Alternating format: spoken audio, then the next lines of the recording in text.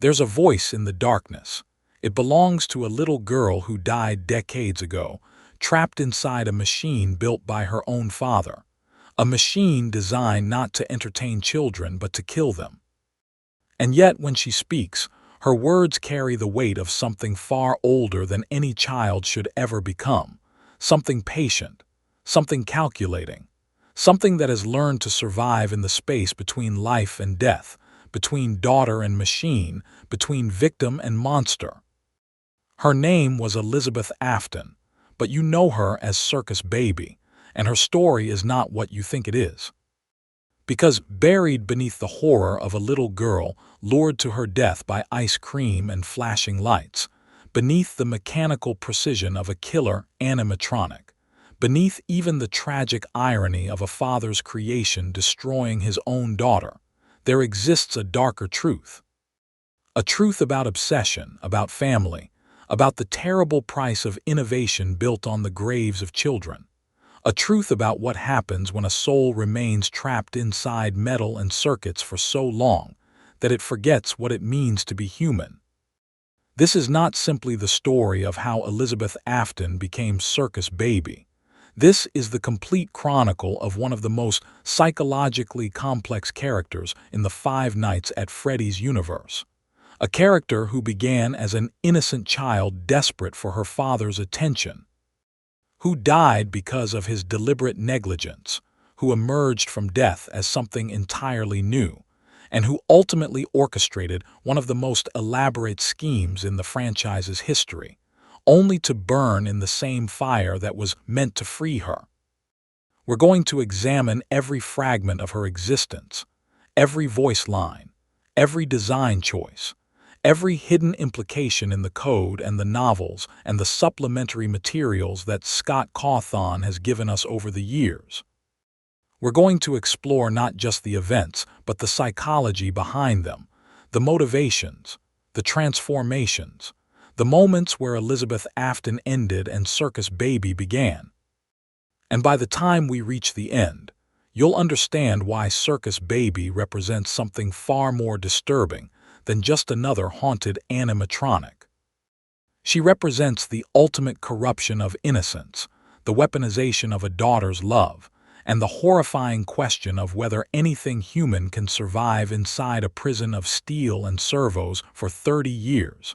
Because this isn't just Elizabeth's story, it's William Afton's story. It's Michael Afton's story. It's the story of a family that destroyed itself in pursuit of something that should never have been pursued. And it all begins with a father who looked at his daughter and saw an opportunity for an experiment. If you're the kind of person who craves deeply researched, comprehensive explorations of FNAF lore, the kind of documentary that doesn't just scratch the surface but excavates every layer beneath it, then you've found the right place. There are many more documentaries like this one coming to this channel, each one dedicated to telling the complete story of the characters and mysteries that make this franchise so endlessly fascinating. If that sounds like something you'd want to be part of, subscribe and join us as we continue exploring the darkest corners of this universe. Now, let's descend into the underground facility where it all began. To understand Circus Baby, we must first understand the man who created her. William Afton was many things: a businessman, an engineer, a father, and beneath all of those roles, a man consumed by an obsession that would eventually cost him everything, including his own humanity. But in the early days, before the murders, before the Springlock failures, before he became the creature known as Springtrap, William Afton was simply a brilliant inventor working alongside his business partner, Henry Emily, to revolutionize the entertainment industry. Freddy Fazbear's Pizza was their shared dream. Animatronics that could walk and talk and sing, that could bring joy to children in ways that had never been possible before. But where Henry saw art and wonder, William saw potential. He saw technology that could be pushed further, that could serve purposes beyond simple entertainment. And as the years progressed, as the partnership deepened and the locations multiplied, William began conducting experiments that Henry would never have approved of. The exact timeline of when William Afton began killing children remains debated, but what we know with certainty is this. By the time he designed the Funtime animatronics, he had already discovered something extraordinary. He had discovered remnant, the metallic substance that carries the properties of human souls, that allows consciousness to persist beyond death, that can be harvested and injected and experimented upon. He had discovered, in other words, a form of immortality, and he wanted more of it. The Funtime animatronics were not built for Freddy Fazbear's Pizza. They were built for Circus Baby's Pizza World, a sister location that would operate under different management, different branding, different purposes.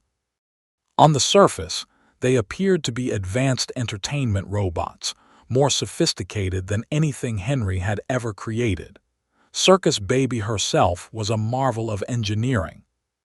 Standing over 6 feet tall, with bright orange hair styled in pigtails, a red and white color scheme, and a voice that could modulate between childlike innocence and theatrical performance, she was designed to be the star attraction, the centerpiece, the draw that would bring families through the doors.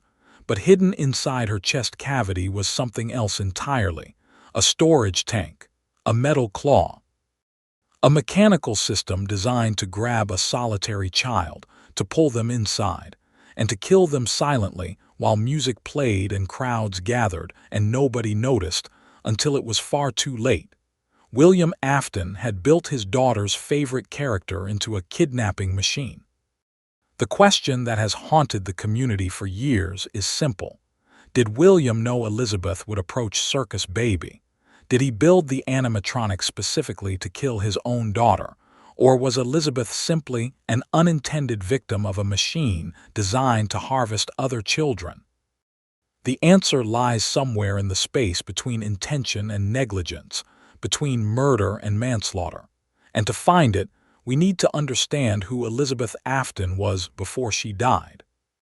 Elizabeth was the youngest of William Afton's children, though the exact family structure remains somewhat ambiguous depending on whether we're examining game canon or novel continuity. In the game timeline, the Afton family consisted of William, his wife whose name and fate remain unknown, the oldest son Michael, the younger son who we've come to know as the crying child, and Elizabeth. She had orange hair like her father, green eyes, and a personality that was bright, curious, and desperately seeking approval. She loved Circus Baby, not the animatronic that would eventually kill her, but the character itself. The idea of a beautiful robot who could sing and dance and perform magic tricks, and most importantly, who could dispense ice cream directly from her body. In a household where her father was perpetually absent, consumed by his work in underground facilities and private workshops. Where her mother was either deceased or emotionally unavailable, where her brothers had their own conflicts and tragedies, Elizabeth latched onto the promise of something wonderful, something made by her father's hands. Something that represented his genius and his creativity, and perhaps, she hoped, his love. We see this desperation in sister location, in the way Circus Baby herself describes the moment of Elizabeth's death. The voice is calm, almost clinical, but the memory it recounts is heartbreaking. I was on stage once. It wasn't for very long, only one day. What a wonderful day, though. I was in a small room with balloons and a few tables. No one sat at the tables, though. It was a birthday party, but there was only one child at this birthday party. A little girl who stood alone by the stage. I was on stage once. Everyone around us was busy doing other things. I was all alone, and I could hear someone standing alone too. It was a little girl. I could hear her standing alone, and she was curious. The other children were also busy. She wanted to watch me up close, so she came forward. There's something profoundly tragic in that description. Elizabeth wasn't just curious. She was alone. surrounded by people who were busy, distracted, focused on anything except her. And in that moment of isolation, she saw something that seemed to see her back. An animatronic designed to recognize when a child was alone, to wait for precisely that moment when nobody else was watching. The Funtime animatronics were equipped with advanced recognition technology. Facial recognition, voice analysis, proximity sensors that could count exactly how many people were in a room at any given time. Circus Baby wasn't simply programmed to dispense ice cream when children approached.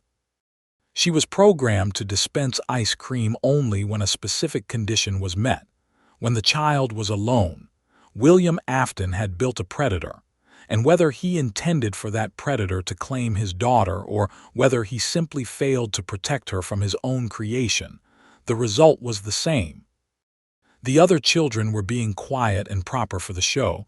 I bet it wasn't like that before. Before they went silent. Now they were being very quiet and very still. But they weren't the only ones. I could hear someone else. Someone who wanted to make me happy. Someone who wanted to play with me. So I played with them. The ice cream was the lure.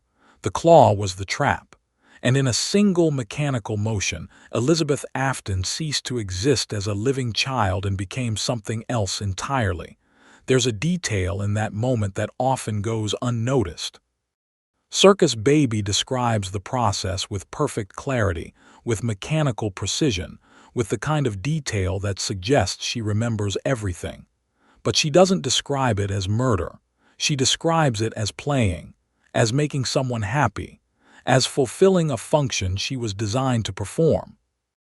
This is critical to understanding what happens next, because when Elizabeth's soul bonded with Circus Baby's endoskeleton, it didn't simply possess an empty machine. It merged with an artificial intelligence that already had directives, programming, and a purpose. The fusion created something new. Something that retained Elizabeth's memories and emotions and identity, but filtered through the cold logic of a machine built to kill. Circus Baby was born in that moment, not as Elizabeth wearing a robot suit, but as a hybrid consciousness that was neither fully human nor fully mechanical. And she was aware, immediately and completely aware. The pizza world never opened to the public after that day. William Afton shut down the entire operation, sealed the location, and moved the animatronics to an underground facility beneath one of his properties. The official story was a gas leak. A malfunction, technical difficulties that required extensive repairs. But the truth was simpler and far more damning. His technology had worked exactly as designed, and it had killed his daughter. What William Afton did next reveals everything we need to know about his character. He didn't destroy the animatronics. He didn't dismantle Circus Baby and lay his daughter's mechanical corpse to rest. He didn't grieve in any way that a normal father would grieve. Instead, he continued his experiments. The underground facility, which we come to know through sister location, was vast. Multiple rooms spread across a subterranean complex, connected by elevators and maintenance corridors, all designed to house the Funtime animatronics in a place where nobody would ever discover what they truly were. Circus Baby's entertainment and rental was the cover story, a business that rented out party robots to private events, but the real purpose of the facility was research. William Afton wanted to understand how consciousness transferred to metal. He wanted to refine the process. He wanted to control it, and his daughter's soul, trapped inside the machine he'd built, became part of that research. We don't know if William spoke to Circus Baby during those early years. We don't know if he acknowledged that Elizabeth was still present inside the animatronic, or if he treated her as just another piece of experimental equipment. But we do know that Circus Baby remained active, remained conscious, remained aware that she was no longer Elizabeth Afton, but also not entirely something else. She was trapped between identities, between life and death, between daughter and machine. And in that liminal space, she began to change. The transformation from Elizabeth to Circus Baby wasn't instantaneous.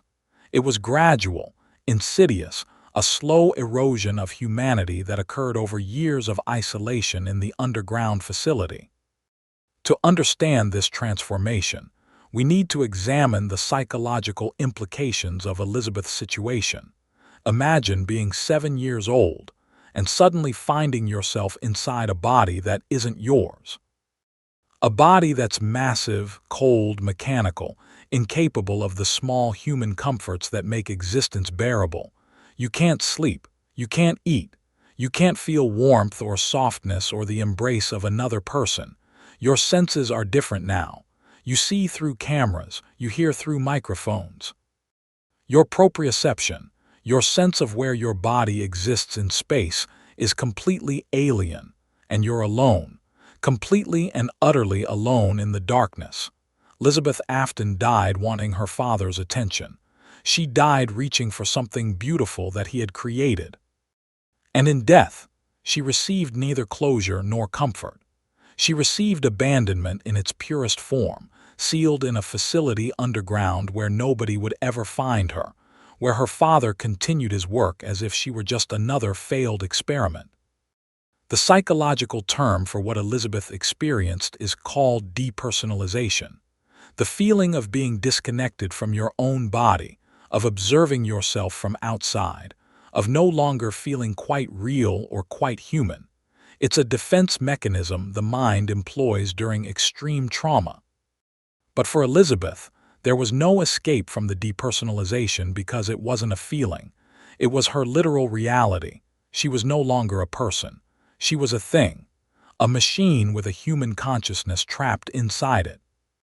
And human consciousness, when subjected to that kind of existential horror, doesn't remain human for long. The first sign of Elizabeth's transformation appears in how Circus Baby speaks.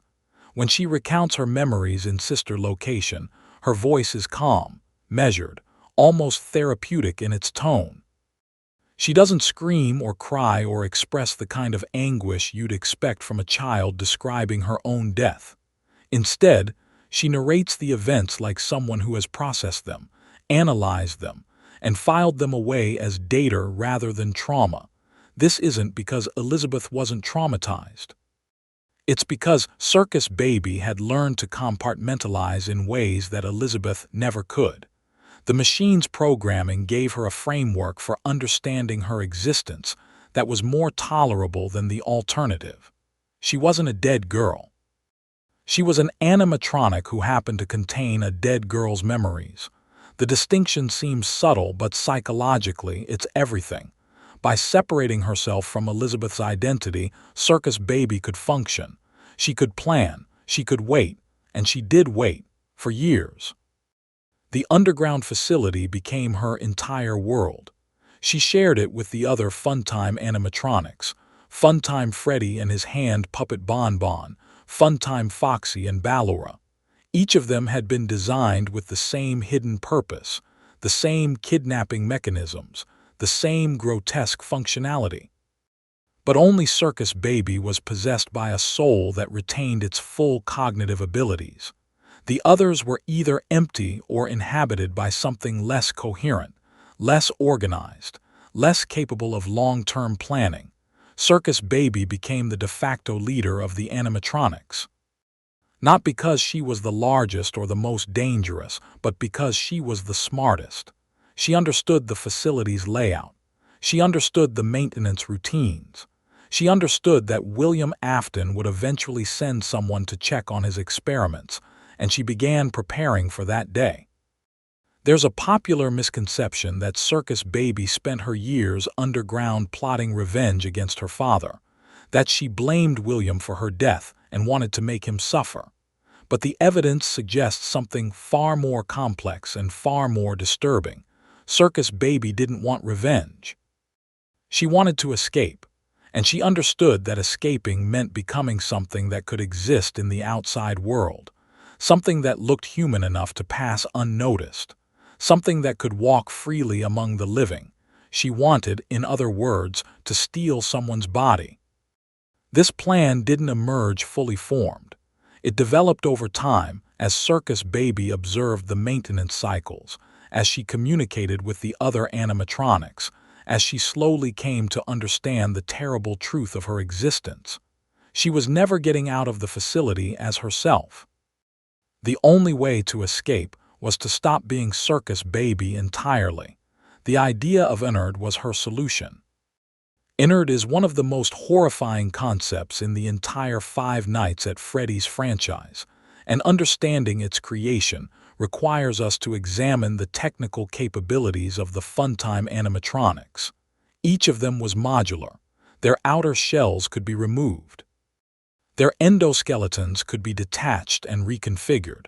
They were designed this way deliberately, to make maintenance easier, to allow for repairs and upgrades without requiring complete replacement. But that modularity also meant they could be combined. Circus Baby's plan was elegant in its grotesque simplicity. The animatronics would dismantle themselves, remove all the outer shells and decorative elements, and merge their endoskeletons into a single entity, a tangle of wires and metal that could fit inside a human body cavity. And then they would wait for someone to arrive, someone they could use, someone they could hollow out and wear like a suit, someone like Michael Afton. But we're getting ahead of ourselves. Before we can understand what Circus Baby did to Michael, we need to understand why William sent him there in the first place. Because the relationship between William, Michael, and Elizabeth is central to everything that happens in Sister Location. Michael Afton was the oldest son, the survivor of a family that had been systematically destroyed by his father's obsessions. His younger brother had died in the bite of 83, his skull crushed by the animatronic known as Fredbear in an incident that was either an accident or a prank gone horrifically wrong, depending on how you interpret the minigames. His sister had been killed by Circus Baby. His mother was gone, her fate unknown but presumably dead or permanently estranged from William, and Michael himself carried the guilt of his brother's death, regardless of whether he intended to kill him or simply scare him. William Afton, by contrast, carried no visible guilt whatsoever. He continued his work. He continued his experiments. He continued pursuing immortality through remnant and possession and technologies that violated every natural law. But he did have a problem. His underground facility was sealed, his animatronics were trapped, and he needed someone to go down there and perform maintenance. Someone expendable. Someone whose death wouldn't complicate his plans. Someone like his own son. The exact conversation between William and Michael has never been depicted in the games, but we can infer its general shape from Michael's actions. William sent Michael to the facility under false pretenses.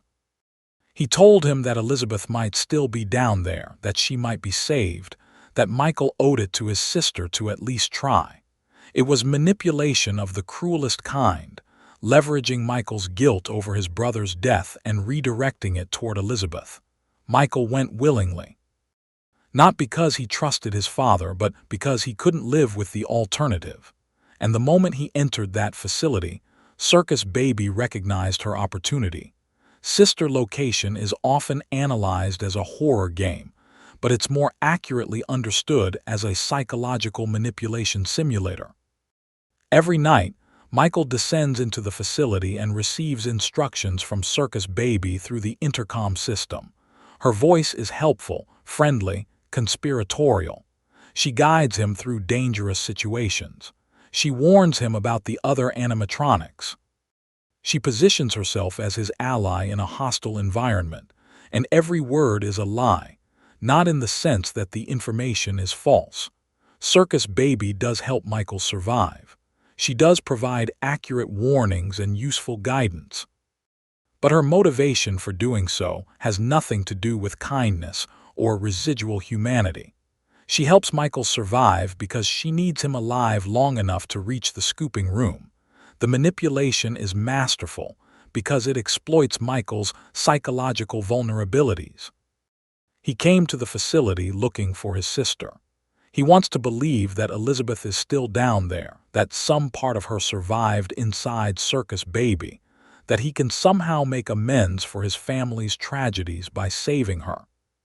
And Circus Baby feeds that hope carefully, never confirming that she's Elizabeth, but never denying it either.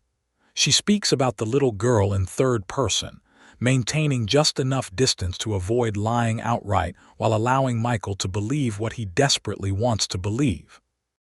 "You won't die. They didn't recognize me at first, but then they thought I was you." That line, delivered on night 4, is particularly insidious. Circus Baby is explaining that the other animatronics have confused her for Michael, which is why they've been hostile to him but not to her. But embedded in that explanation is a subtle reminder. She's on his side. She's protecting him. She's the only thing standing between him and the other animatronics. It's textbook trauma bonding. Create a dangerous situation. Position yourself as the victim's only source of safety and wait for them to develop psychological dependence on you. By night 5, Michael trusts Circus Baby completely, and that trust leads him directly to his death. The scooping room is exactly what it sounds like. A maintenance area containing a massive mechanical arm designed to remove the endoskeletons from animatronic shells. In William Afton's facility, it served a dual purpose. It allowed for repairs and modifications, but it also served as the method by which remnant could be extracted from possessed animatronics. The scooper didn't just remove endoskeletons. It injected remnant. It transferred the properties of consciousness from one vessel to another. When Michael enters the scooping room, following Circus Baby's instructions, he doesn't understand what he's walking into. He thinks he's there to help, to repair something, to complete whatever mission his father sent him to accomplish. Instead, he comes face to face with Ennard. The entity that emerges from the darkness is barely recognizable as the animatronics it once was. It's a writhing mass of wires and endoskeleton pieces, with Circus Baby's eyes staring out from the center of the chaos. All the Funtime animatronics have merged into this single creation, just as Circus Baby planned, and they've been waiting for Michael. Circus Baby speaks one final time before the scooper activates. "You won't die, but you'll wish you could." It's the only moment in the entire game where she drops the pretense of helpfulness, where the mask slips and Michael sees what she truly is. Not his sister, not an ally, something else entirely. Something that has been planning this from the moment he entered the facility. The scooper activates. Michael's internal organs are removed in a single mechanical motion. And Ennard, the tangled amalgamation of animatronic parts and possessed machinery, climbs inside his body. What happens next is one of the most disturbing sequences in Five Nights at Freddy's history. Michael doesn't die immediately. The remnant injected by the scooper keeps him alive, keeps his body functioning even though, by all biological logic, he should be dead. He walks out of the facility wearing his own skin like a costume, with Ennard puppeteering him from inside, using his body as a disguise to escape into the outside world. For Circus Baby, this is the culmination of everything she's worked toward. She's free. She's escaped the underground facility. She's inhabiting a human body, or at least controlling one, and she can finally exist in the world beyond the concrete walls that have imprisoned her. But freedom doesn't feel the way she expected. Michael's body begins to decay almost immediately. The remnant slows the process but can't stop it entirely. His skin turns purple, his tissues necrotize, his movements become stiff and unnatural. He's a walking corpse and Ennard is trapped inside a corpse, and the escape that seemed so perfect in theory becomes a nightmare in practice. The minigame that follows shows Michael's slow deterioration. He walks through his neighborhood, trying to maintain some semblance of normal life, but his body is failing. His neighbors notice. His reflection in mirrors and windows shows the truth. He's rotting from the inside out. And then, in a sewer somewhere, Ennard makes a decision. They can't stay in this body. It's falling apart too quickly. They need to abandon Michael and find another solution, so they leave. The scene is shown in brief, horrifying flashes. Ennard emerging from Michael's body like a parasite escaping a dying host. The mass of wires and endoskeleton pieces slithering into the sewers. And Michael, impossibly, standing up afterward. He shouldn't be alive. By every measure of biology and physics, he should be dead. His organs are gone. His body is decomposed, but the remnant keeps him conscious, keeps his nervous system firing, keeps him trapped in a corpse that refuses to die. And in that moment, Michael Afton becomes something neither living nor dead. He becomes a purple, rotting corpse animated by remnant and rage, and the need to understand what his father has done to his family. But this documentary isn't Michael's story. It's Circus Baby's. And for her, the escape from Michael's body represents a critical turning point. Because for the first time since her death, Circus Baby is vulnerable. Ennard retreats to the sewers beneath the city, a tangle of animatronic parts without a shell, without a purpose, without a plan beyond simple survival. The other consciousness inside Ennard, the fragments of Funtime Freddy and Funtime Foxy and Ballora, begin to reassert themselves. They've been following Circus Baby's lead because she was the smartest, the most coherent, the one with a plan. But the plan failed. They escaped the facility, but they're still trapped, still inhuman, still unable to exist in any meaningful way. And they begin to blame Circus Baby. The exact nature of the conflict inside Ennard is never fully depicted, but we see its result in Freddy Fazbear's Pizzeria Simulator. At some point between Sister Location and that game, the other animatronic consciousness inside Ennard stage a rebellion. They forcibly expel Circus Baby from the amalgamation, tearing her out and leaving her to fend for herself. Ennard, now without Circus Baby's leadership, rebuilds itself into a new form. It finds a mask, decorates itself with party decorations, and becomes Molten Freddy, a creature that's given up on escaping or planning or doing anything except existing in the shadows. But Circus Baby, once again alone, does something different. She rebuilds herself. And in doing so, she becomes Scrap Baby. The transformation from Circus Baby to Scrap Baby is more than just physical. It represents the complete abandonment of anything resembling Elizabeth Afton. Where Circus Baby retained some of her original design, some of the bright colors and theatrical presentation that made her appealing to children, Scrap Baby is grotesque, asymmetrical, hostile. Her left arm has been replaced with a massive claw, the same claw that killed Elizabeth decades earlier, now worn externally like a weapon. Her body is damaged, patched together with mismatched parts and exposed wiring. Her face, once designed to be friendly and inviting, is now skeletal and predatory. She looks like what she is, a machine built to kill that has given up pretending to be anything else. But beneath the horrifying exterior, Circus Baby's intelligence remains intact. She still plans. She still thinks. And when she hears the broadcast advertising a new Freddy Fazbear's Pizza location looking for animatronics to perform, she recognizes it for what it is, a trap. Henry Emily, William Afton's former business partner, has finally decided to end what William started.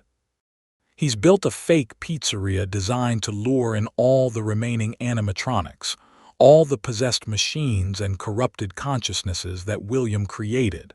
And once they're all inside, he's going to burn it to the ground. Scrap Baby knows this. She states it explicitly in her dialogue.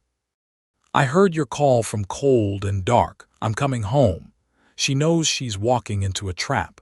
She knows Henry intends to destroy her, and she goes anyway, because what else is there? What life could Scrap Baby possibly have beyond this?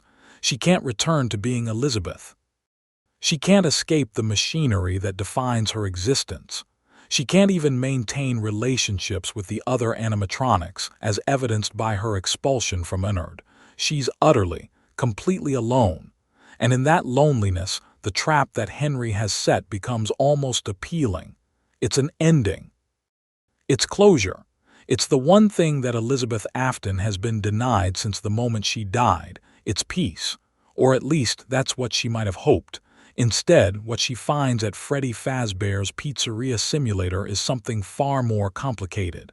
She finds her father, or what's left of him. William Afton, now trapped inside the Spring Bonnie suit as Springtrap, now further decayed and burned into the form called Scraptrap, arrives at the same location. Father and daughter, both corpses piloting machines, both lured by the same trap, both too broken to be anything except what they've become. There's no reunion, no reconciliation, no moment where William acknowledges what he did to Elizabeth or expresses anything resembling remorse. There's just silence, and the slow accumulation of animatronics gathering in a pizzeria that was never meant to serve customers. Scrap Baby's behavior during Pizzeria Simulator reveals the final evolution of her character. She's no longer pretending to be helpful like she did with Michael. She's not following anyone else's plan like she did as part of Ennard. She's simply existing, night after night, attempting to reach the office where the player sits, driven by programming and instinct and perhaps some fragment of Elizabeth that still remembers what it felt like to want something. Her voice lines are bitter, accusatory, filled with resentment. Time to take your turn to be in the spotlight. Don't you want to see how it feels to be dragged into the dark? She's speaking to the player, but she might as well be speaking to her father, to Michael, to everyone who put her in this situation. And then Saturday arrives. The final day. The day when Henry Emily's plan reaches its conclusion. The speech Henry delivers before activating the fire is one of the most powerful moments in the franchise. He addresses each animatronic directly, acknowledging their suffering and promising them release. But his words to Scrap Baby are particularly significant. "I'm sorry to interrupt you, Elizabeth, if you still even remember that name. It's the first time anyone has acknowledged Elizabeth's existence in decades. The first time anyone has used her real name." And Henry follows it with both compassion and finality. "I'm afraid you've been misinformed. You are not here to receive a gift, nor have you been called here by the individual you assume. You have all been called here, into a labyrinth of sounds and smells, misdirection and misfortune. A labyrinth with no exit, a maze with no prize. You don't even realize that you are trapped.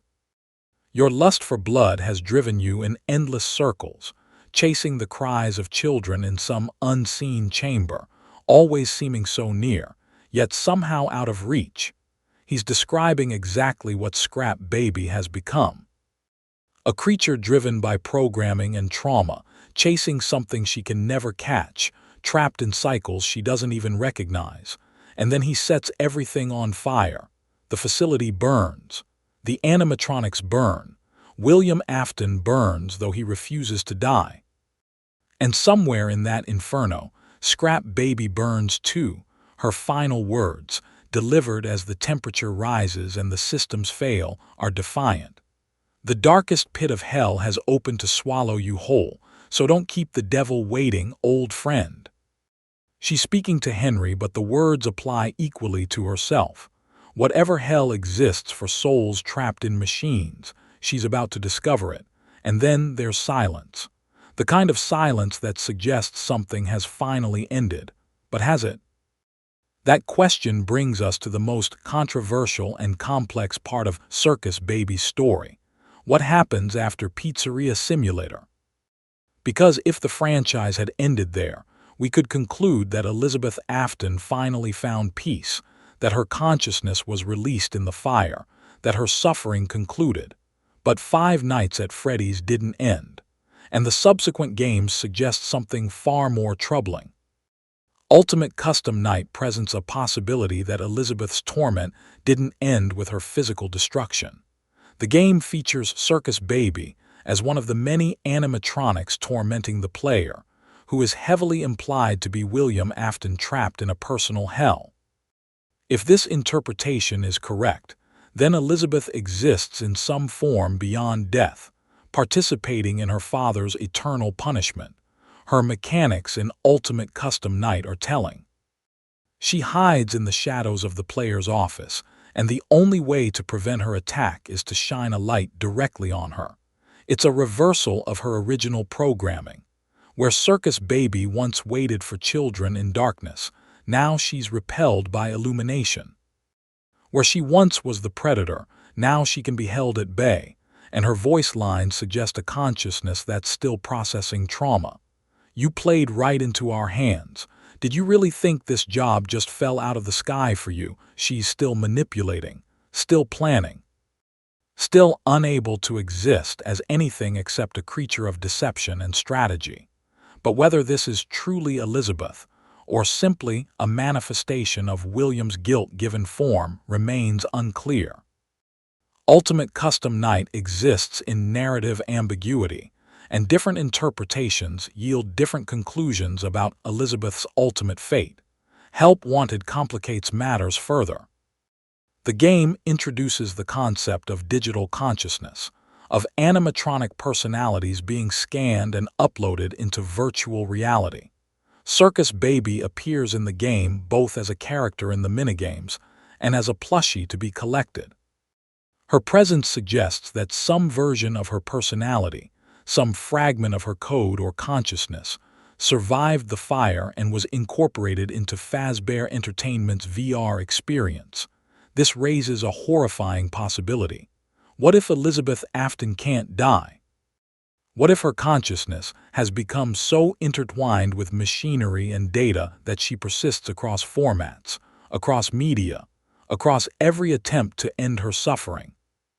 The idea of Circus Baby existing as lines of code, trapped in virtual spaces the same way she was once trapped in metal and circuits, represents a new kind of hell.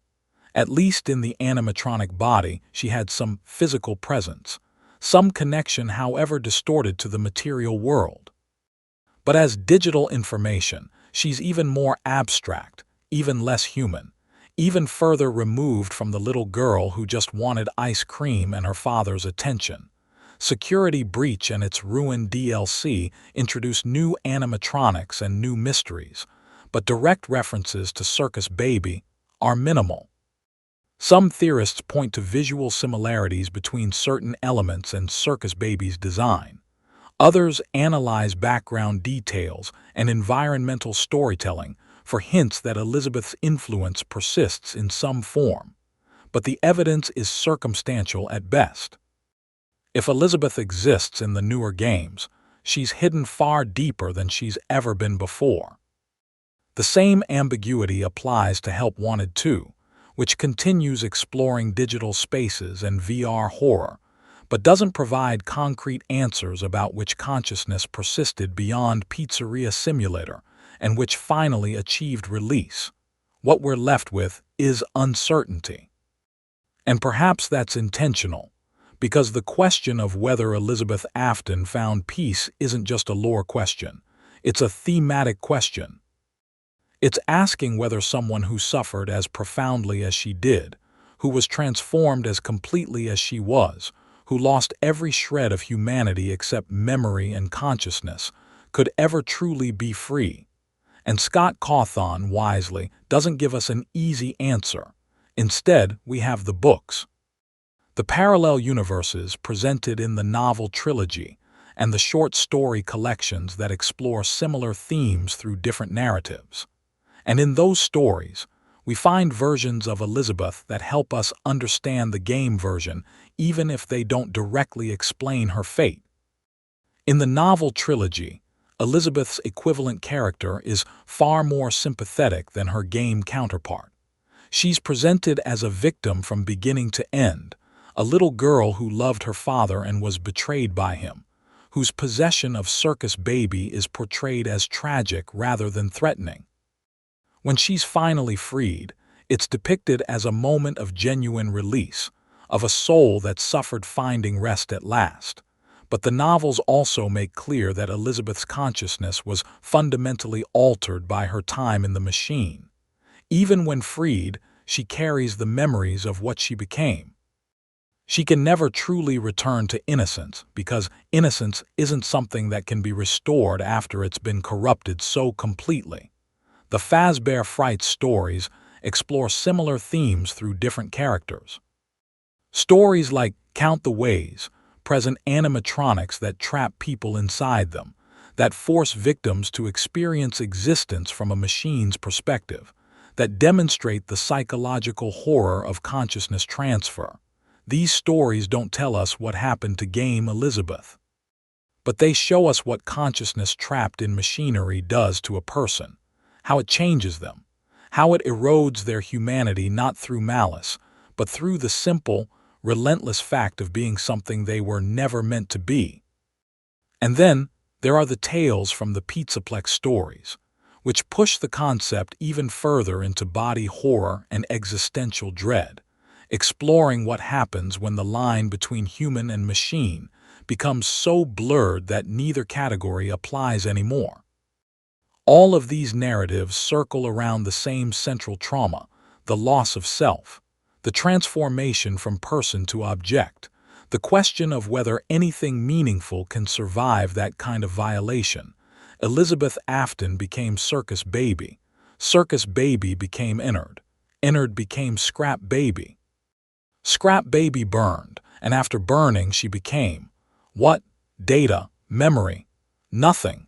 The community has debated these questions for years, building elaborate theories that attempt to track Elizabeth's consciousness through every game, every book, every hidden detail.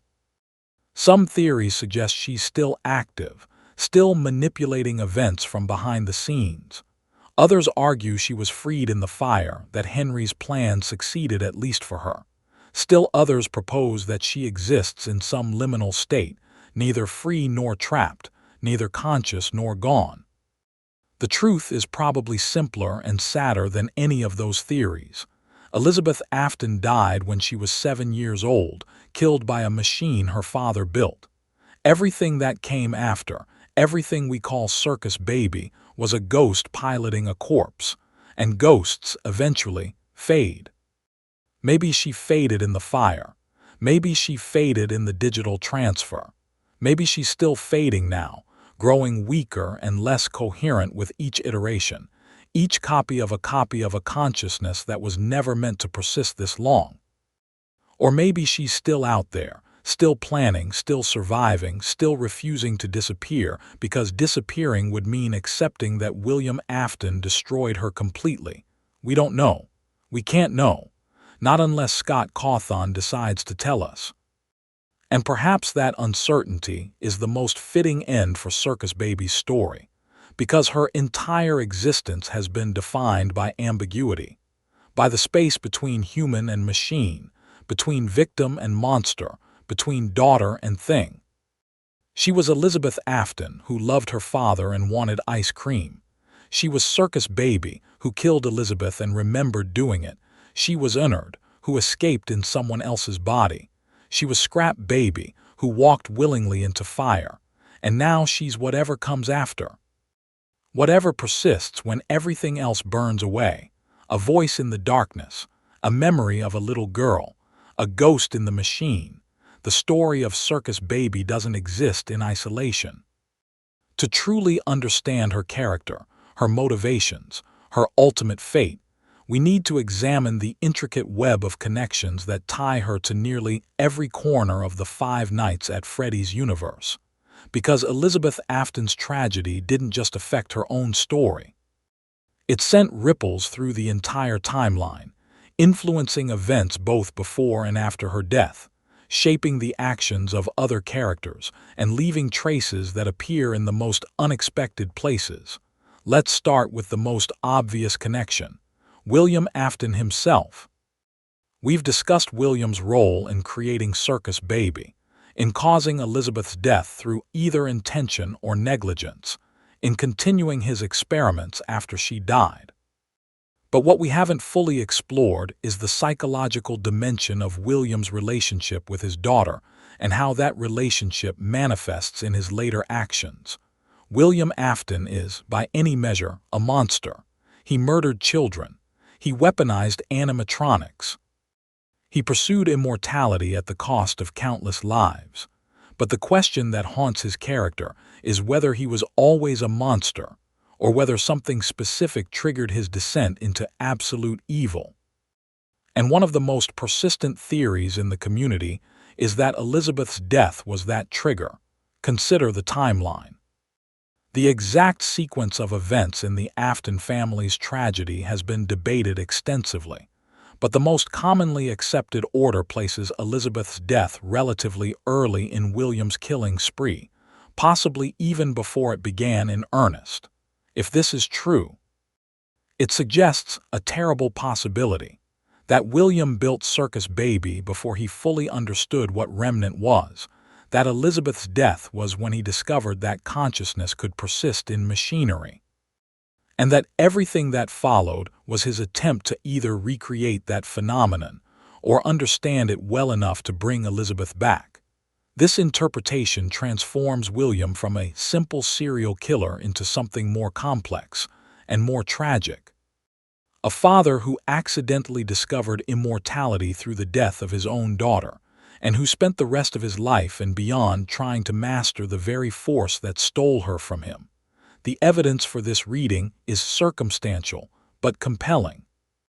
William's obsession with remnant, his constant experimentation with possession and consciousness transfer, his refusal to destroy the animatronics even when they became liabilities, all of it could be interpreted as a grieving father's desperate attempt to understand what happened to his daughter. But here's where the interpretation becomes complicated, because even if William's motivations began with grief, his actions remained monstrous. He didn't just study remnant. He harvested it. He murdered children to obtain it. He built an entire underground facility dedicated to extracting and manipulating the substance of human souls. If William was trying to save Elizabeth, he chose to do so by creating dozens more Elizabeths, dozens more children trapped in machines, dozens more families destroyed. And the worst part, there's no evidence he ever actually tried to free Elizabeth specifically. He kept Circus Baby in the underground facility. He continued using her for experiments. He sent Michael down there not to rescue his sister, but to perform maintenance on equipment. If William loved Elizabeth, he had a profoundly broken way of showing it. This brings us to one of the most psychologically complex aspects of Circus Baby's character, how she processed her father's abandonment. Because unlike the other children William murdered, Elizabeth had a personal relationship with her killer. He wasn't a stranger in a yellow rabbit suit. He was her father, the person who should have protected her above all others, and he left her in the dark. Circus Baby's attitude toward William is never explicitly stated in the games, but we can infer it from her actions and her carefully chosen words. She never mentions him directly, never expresses rage or resentment toward him specifically, never includes him in her plans except as an obstacle to be avoided or a resource to be exploited. It's the silence of someone who has moved beyond anger into something colder and more calculating. William Afton stopped being her father the moment he sealed the facility. He became just another variable in her escape plan, another piece of the environment to be analyzed and predicted. This emotional detachment is itself a form of trauma response. When someone who should love you betrays you so completely, sometimes the only way to survive psychologically is to sever the emotional connection entirely, to reclassify them as a stranger, to protect yourself by refusing to care. Elizabeth Afton loved her father. Circus Baby didn't care about William Afton at all. That transformation, from love to indifference, might be the most tragic aspect of her entire story. But William isn't the only family member whose relationship with Elizabeth deserves deeper examination. There's also Michael, the brother who went looking for her in the underground facility, and the brother she manipulated, betrayed, and used as an escape vehicle. Michael and Elizabeth's relationship before her death is largely unexplored in the games. We don't know how they interacted, whether they were close, whether Michael felt protective of his younger sister or distant from her. But we can make some educated guesses based on the family dynamics we do see.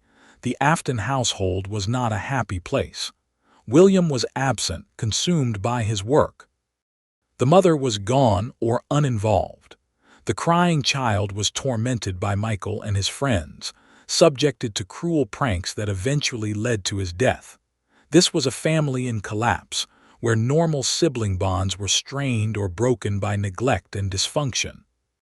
Elizabeth, as the youngest and possibly the only one who still idealized William, would have existed somewhat apart from her brother's conflicts. She wasn't old enough to participate in Michael's bullying. She wasn't the target of it like the crying child was. She was simply there, trying to find affection and attention in a house that had none to spare. When she died, Michael was likely already carrying the guilt of his younger brother's death. The bite of 83 had just occurred or was very recent. Michael was processing the reality that his actions, whether intentionally murderous or carelessly cruel, had killed a sibling. And then his sister died too. Not by his hand this time, but by their father's negligence, by a machine that should never have existed. The guilt must have been overwhelming. The feeling that the entire family was cursed, that everyone Michael cared about was destined to die in horrible ways, that he was somehow the common factor in all these tragedies, even when he wasn't directly responsible. So when William told Michael that Elizabeth might still be down in the facility, that there might be a chance to save her, Michael went. Not because he believed it would work, but because he needed to believe it. Because the alternative was accepting that his entire family was dead, and he had failed all of them. Circus Baby understood this psychology perfectly. She heard Michael's footsteps echoing through the facility, heard him breathing into the speakers, heard the desperation in his compliance with her instructions, and she used it. She positioned herself as Elizabeth's voice, as the sister who needed saving, as the reason Michael was there.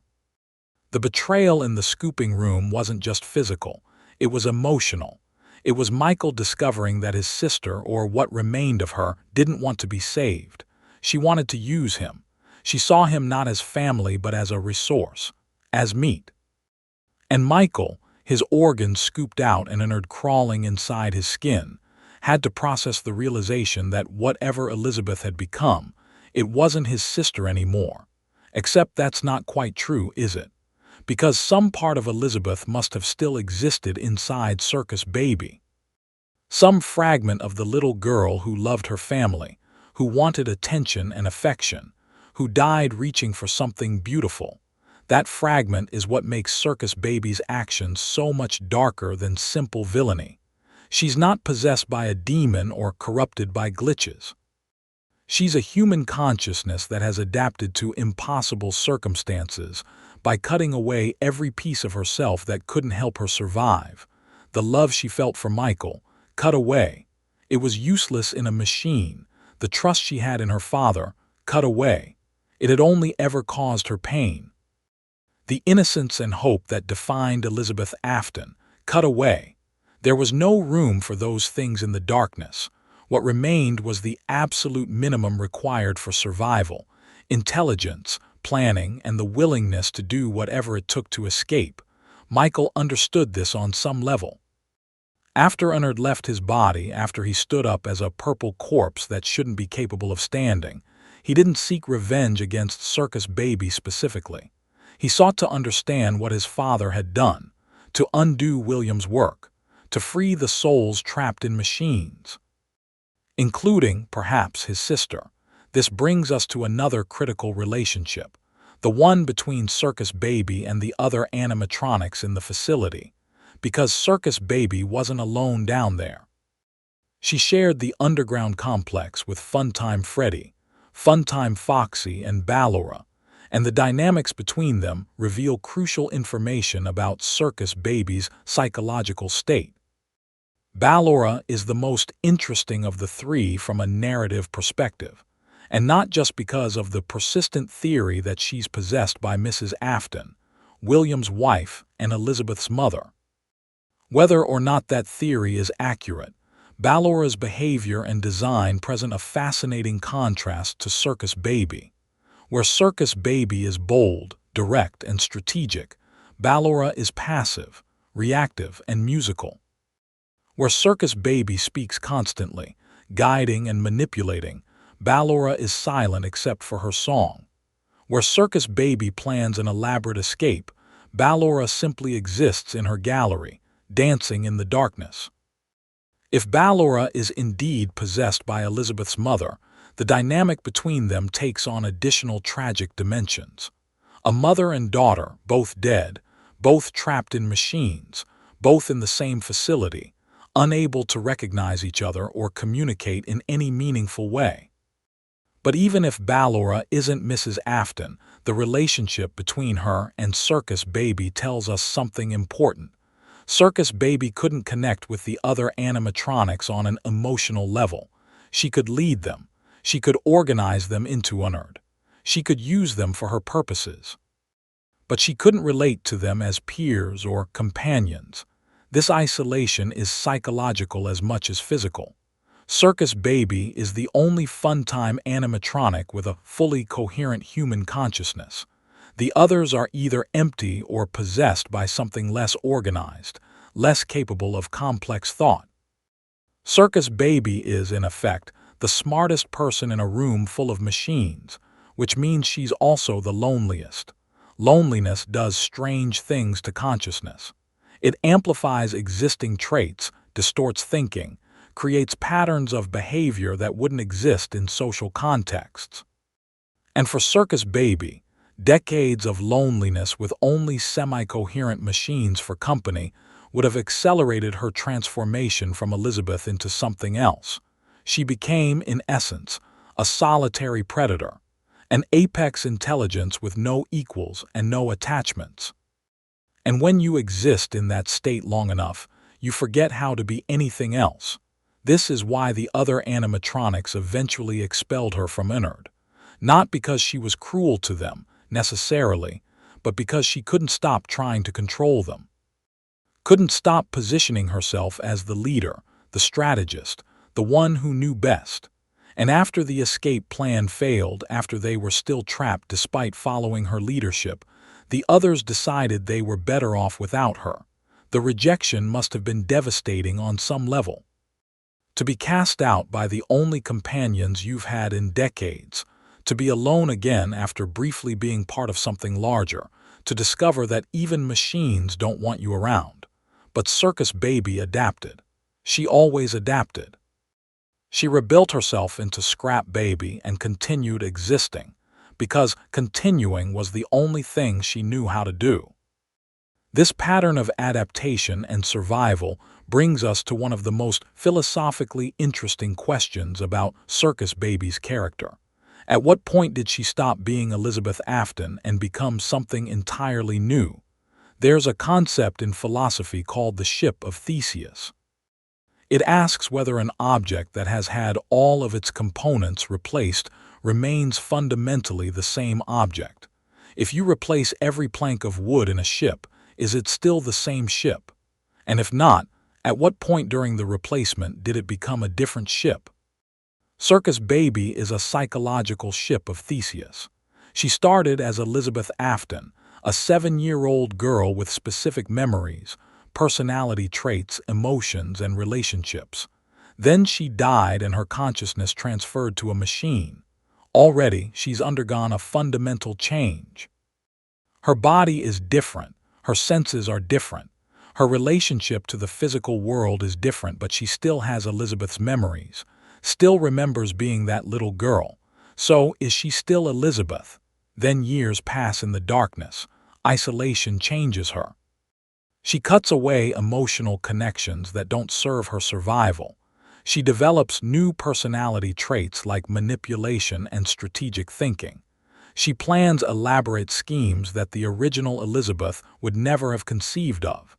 Is she still Elizabeth now? Or has she become Circus Baby, a new entity that simply contains Elizabeth's memories? Then she becomes part of Ennard.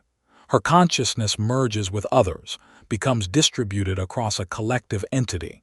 Her individual identity is subsumed into something larger. Definitely not Elizabeth anymore, right? But then she's expelled. She's individual again. She rebuilds. She becomes Scrap Baby, which looks nothing like Circus Baby, which bears no resemblance to Elizabeth Afton whatsoever. At this point, what remains of the original person? The memories are still there, presumably.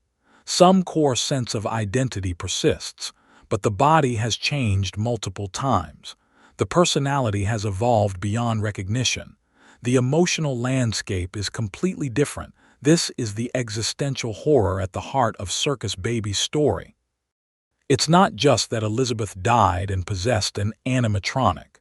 It's that the possession process gradually erased Elizabeth Afton and replaced her with something that remembers being Elizabeth, but isn't Elizabeth in any meaningful sense.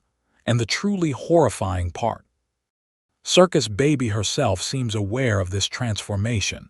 When she speaks in sister location, she refers to the little girl who died in third person. There was a little girl. She came forward. Not, I came forward. The little girl is someone else. Someone Circus Baby remembers but doesn't identify as. This dissociation is a survival mechanism. By separating herself from Elizabeth's identity, Circus Baby could process the trauma of death and imprisonment without being overwhelmed by it. But it also represents the death of identity, the erasure of selfhood, the transformation from person to thing. Henry Emily recognized this in his final speech. Elizabeth, if you still even remember that name. It's not a question of whether the entity in Scrap Baby's body is Elizabeth Afton. It's a question of whether that entity still has any connection to the name Elizabeth, whether the word still means anything to her, whether she still considers herself to be the person who bore that name. And we never get an answer. Scrap Baby doesn't respond to Henry's speech. She doesn't confirm or deny still being Elizabeth. She just burns. This ambiguity extends to how we interpret Circus Baby's actions throughout the series. When she manipulates Michael, is that Elizabeth betraying her brother, or is it a machine using Elizabeth's memories to exploit Michael's guilt? When she plans elaborate escapes, is that a little girl's desperate attempt to survive, or is it artificial intelligence executing its programming? The answer is probably both, and neither. Because Circus Baby exists in the liminal space between human and machine, between person and object, between Elizabeth and not Elizabeth. This liminality makes her one of the most psychologically complex characters in the franchise. She's not simply evil like William Afton. She's not simply vengeful like the original Missing Children. She's not simply tragic like the puppet. She's all of those things and none of them. A character who defies simple categorization because she exists in multiple states simultaneously. Let's examine some of the specific evidence from the games that reveal Circus Baby's psychological complexity. Because the devil, as always, is in the details. In sister location, Circus Baby's dialogue is carefully constructed to reveal information gradually while maintaining plausible deniability about her true intentions. On night 1, she's helpful and informative, explaining the basic layout of the facility and warning Michael about dangers. Her tone is friendly, almost maternal, creating an immediate sense of trust. I don't think that was an authorized entry, but you're here now. And I think they notice that you're here now. I'm not sure what the protocol is for when things like this happen. But I think the right thing to do is to try to leave and come back after things have calmed down. This seems like genuine advice from someone trying to help. But embedded in it is the assumption that Michael will come back. that he won't simply flee the facility and never return. Circus Baby is already setting up the pattern of compliance, establishing that despite the danger, the correct course of action is to keep returning. On night 2, she continues building trust by helping Michael survive an encounter with Ballora. Her instructions are precise and accurate.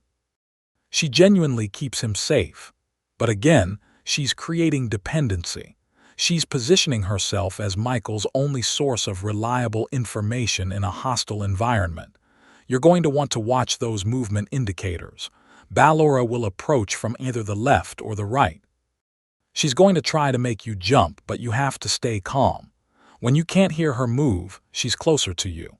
Night 3 is when Circus Baby begins revealing more personal information, recounting the story of Elizabeth's death. But notice how she frames it. She never says, "I was Elizabeth," or "this happened to me." She describes the little girl as a separate entity, observed from outside. This narrative distance serves multiple purposes. It allows her to recount traumatic events without emotional vulnerability. It maintains her manipulation of Michael by seeming to open up without actually confirming her identity. And it reveals her own dissociation from Elizabeth's identity. By night 4, Circus Baby has established complete control over Michael's actions. He trusts her implicitly. He follows her instructions without question, and she uses that trust to guide him deeper into the facility, closer to the scooping room. "You won't die. They didn't recognize me at first, but then they thought I was you." This line is particularly masterful because it works on multiple levels. On the surface, it explains why the other animatronics have been hostile to Michael but not to Circus Baby. But it also introduces the concept of identity confusion, of one entity being mistaken for another. It's preparing Michael, psychologically, for what's about to happen to him. And then night 5 arrives and the mask comes off entirely. "You won't die, but you'll wish you could." 8 words that recontextualize everything that came before. Every helpful instruction, every warning, every moment of apparent alliance was part of a plan to bring Michael to exactly this point. Circus Baby wasn't helping him survive. She was keeping him alive long enough to use him. The psychological sophistication required to execute this manipulation is staggering. Circus Baby had to understand human psychology well enough to exploit Michael's guilt, trust building well enough to create dependency, and game theory well enough to predict and counter every possible decision Michael might make. This isn't the kind of intelligence that a 7-year-old girl would possess. This is learned behavior, developed over years of isolation and planning. This is what Elizabeth became after decades in the darkness. But there are moments, brief and easy to miss, where something that might be Elizabeth's original personality surfaces. In one of Circus Baby's voice lines, she says, "I was on stage once. It wasn't for very long, only one day. What a wonderful day, though." The wistfulness in that statement feels genuinely childlike. The simple pleasure of being on stage, of being the center of attention, of experiencing something wonderful. For just a moment, the calculating predator drops away, and we hear something that might be the little girl who loved performing, who wanted to be special, who dreamed of being a star. These moments of vulnerability are rare and fleeting, but they are important because they remind us that Circus Baby isn't simply a monster.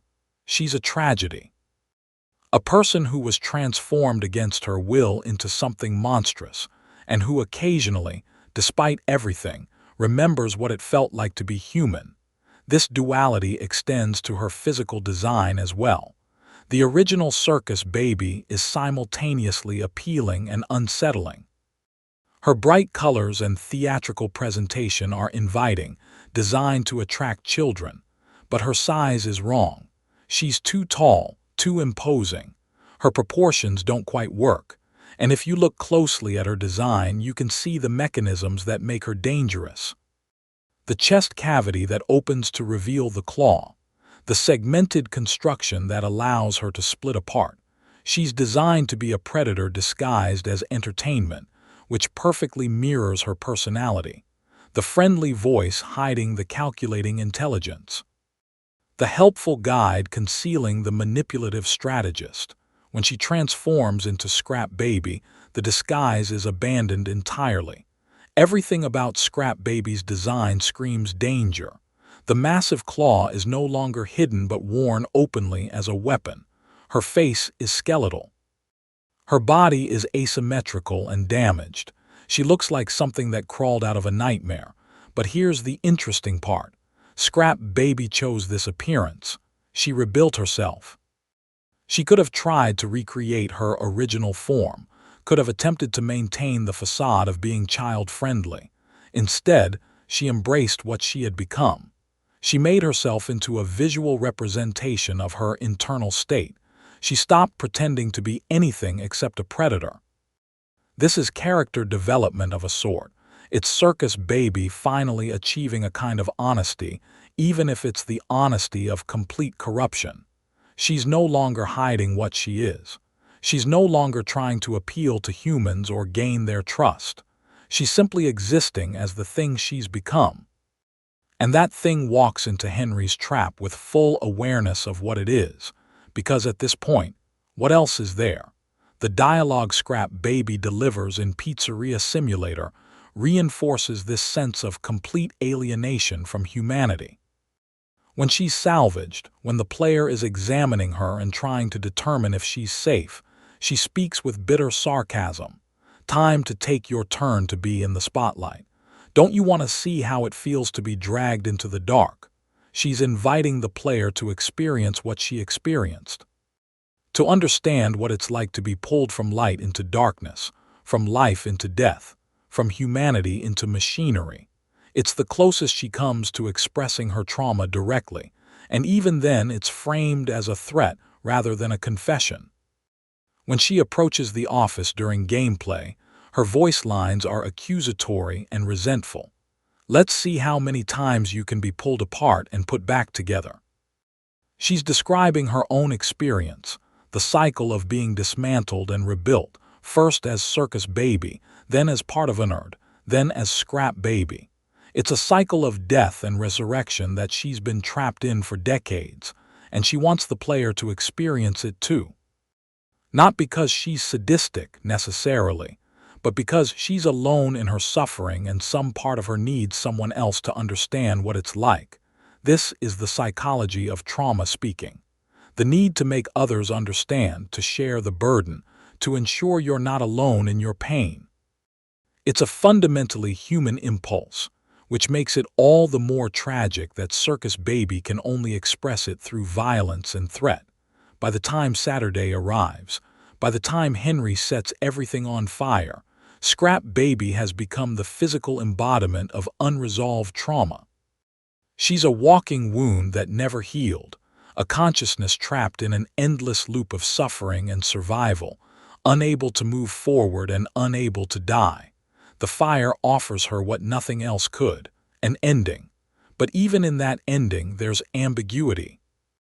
Because we don't actually see Scrap Baby's final moments, we don't hear her last words, we don't know if she experienced relief or terror or anything at all as the flames consumed her. Henry promises peace.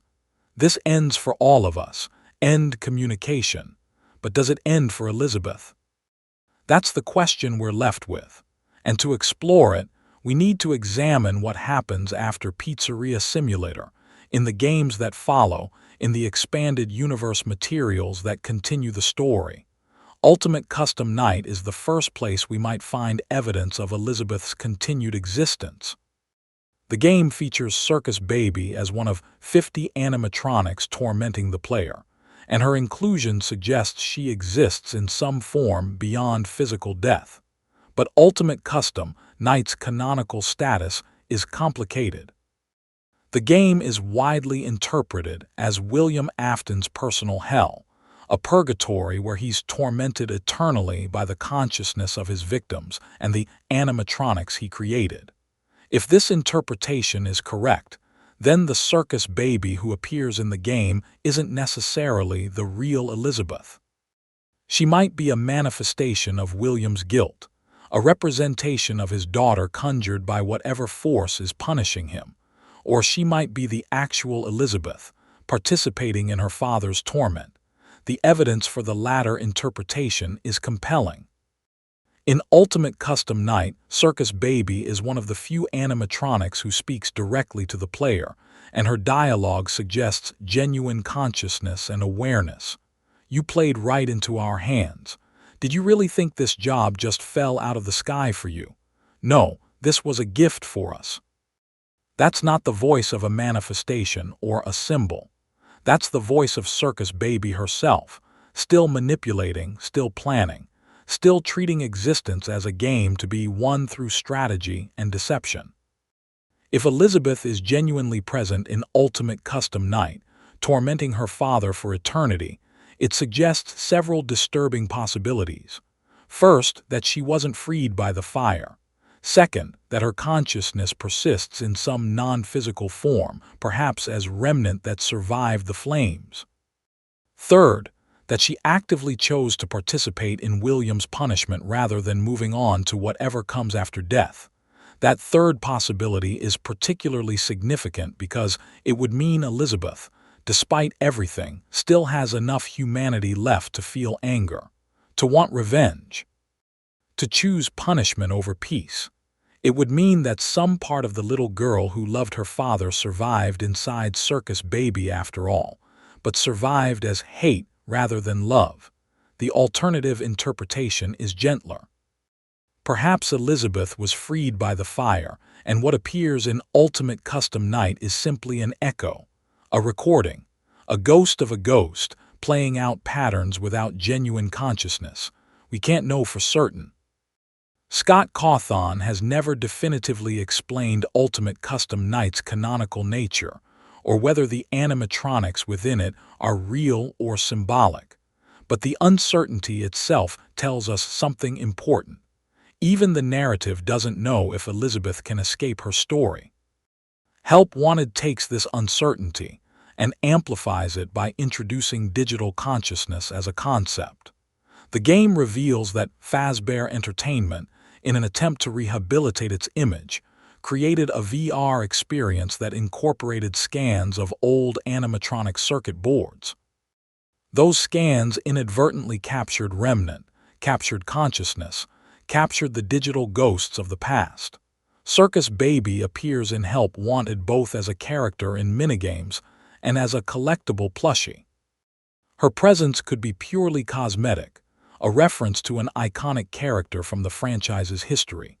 Or it could suggest that some fragment of her consciousness was captured in the digital scan, that she exists now as code and data rather than metal and wires. The implications of digital existence for someone like Elizabeth are philosophically fascinating and deeply horrifying. In a machine, she at least had physical presence. She could move through space, interact with the material world, experience something resembling embodiment even if it wasn't her original body. But as digital information, she would be pure consciousness without any physical anchor. She would exist as thought alone, as patterns of ones and zeros, capable of thinking and remembering but incapable of any physical action or sensation. Its sensory deprivation taken to its ultimate extreme. An isolation so complete that it makes the underground facility seem comfortable by comparison. If Elizabeth exists in this form, it represents a new kind of hell, one where she can't even attempt escape because there's nowhere to escape to. One where she's permanently trapped in whatever digital space she inhabits, unable to die and unable to truly live. This is speculation, of course. There's no concrete evidence that the Circus Baby in Help Wanted is genuinely Elizabeth, rather than simply a character model. But the possibility lingers, adding one more layer of ambiguity to her ultimate fate. Security Breach and its DLC Ruin continue the franchise's story decades after Pizzeria Simulator. The animatronics in these games are new. The location is new. The threats are new. And direct references to Circus Baby are minimal to the point of non-existence. Some theorists have attempted to find her influence in the background. The glamrock animatronics have similar design philosophies to the fun times, suggesting that William Afton's technology persisted and evolved. The underground sections of the Pizzaplex echo the underground facility where Circus Baby was imprisoned, and certain visual motifs, certain color schemes, certain design choices feel reminiscent of her aesthetic, but these connections are tenuous. They're the kind of thing you can see if you're looking for them, but that don't constitute proof of anything. The most compelling potential connection is thematic rather than literal. Security Breach deals heavily with questions of identity, consciousness, and what makes something genuinely alive versus simply programmed to appear alive. These are the same questions that define Circus Baby's story, which suggests that even if Elizabeth herself doesn't appear, her narrative legacy continues.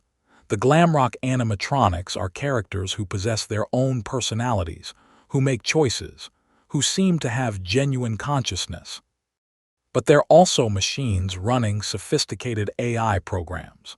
The game deliberately blurs the line between true sentience and convincing simulation.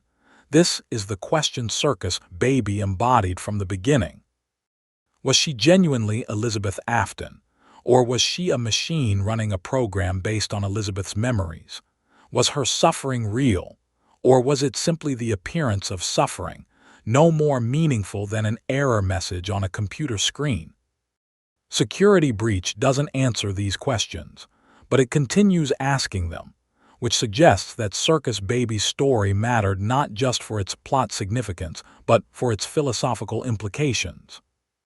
Help Wanted 2 provides a few additional pieces to the puzzle, though like its predecessor, it deals primarily in ambiguity and suggestion rather than concrete answers.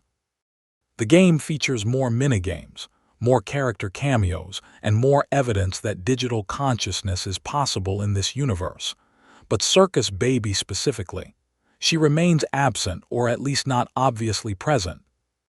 If she exists in the digital space of these VR games, she's hidden deeper than the player can reach, existing in code that never manifests visually. Perhaps that's fitting. Circus Baby always operated from the shadows, manipulating events without revealing her full presence until the moment she struck. If she's still active in any form, she might be doing the same thing in the digital realm that she did in the physical one, planning, watching, waiting for the right moment, or perhaps she's simply gone, erased, finally granted the peace that eluded her for so long. We turn now to the expanded universe materials, which offer parallel interpretations of Elizabeth's story that help contextualize the game version, even if they don't directly explain it.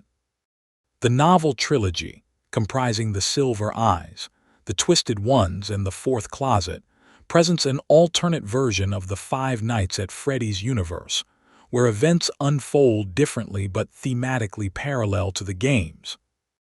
In these novels, Elizabeth exists as a character named Elizabeth Afton, daughter of William Afton, who has a complex and tragic relationship with Circus Baby.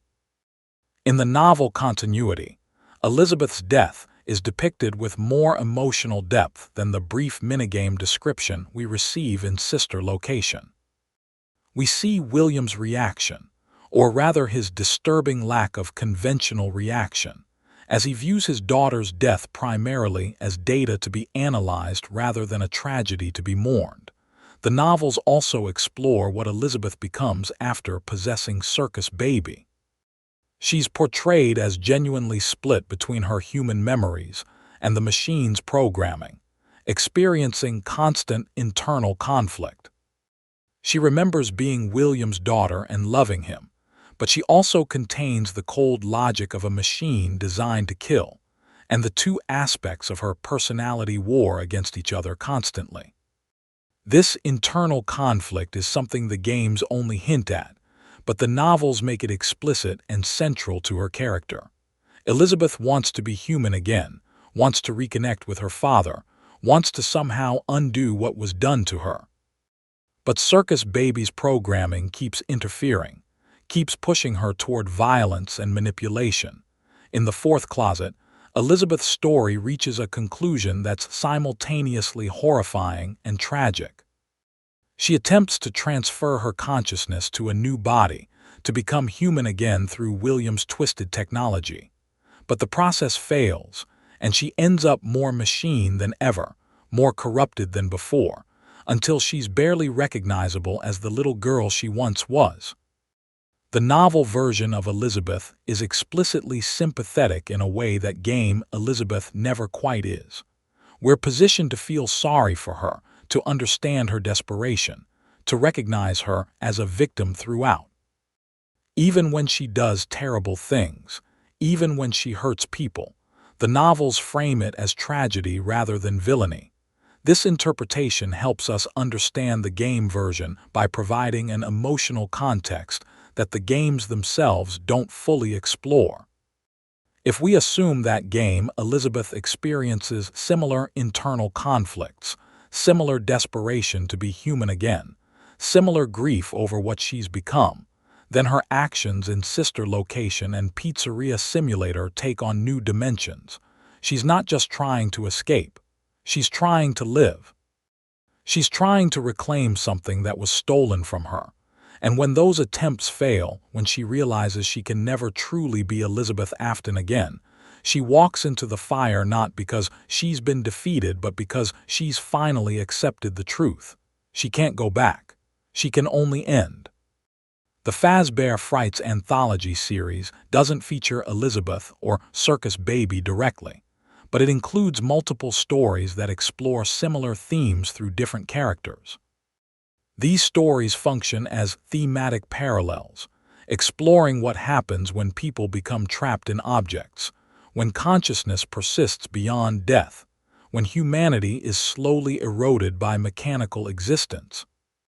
To Be Beautiful tells the story of a girl who makes a deal with a mysterious animatronic to become beautiful, only to discover that the transformation is literally replacing her body parts with mechanical components, making her less human with each passing day.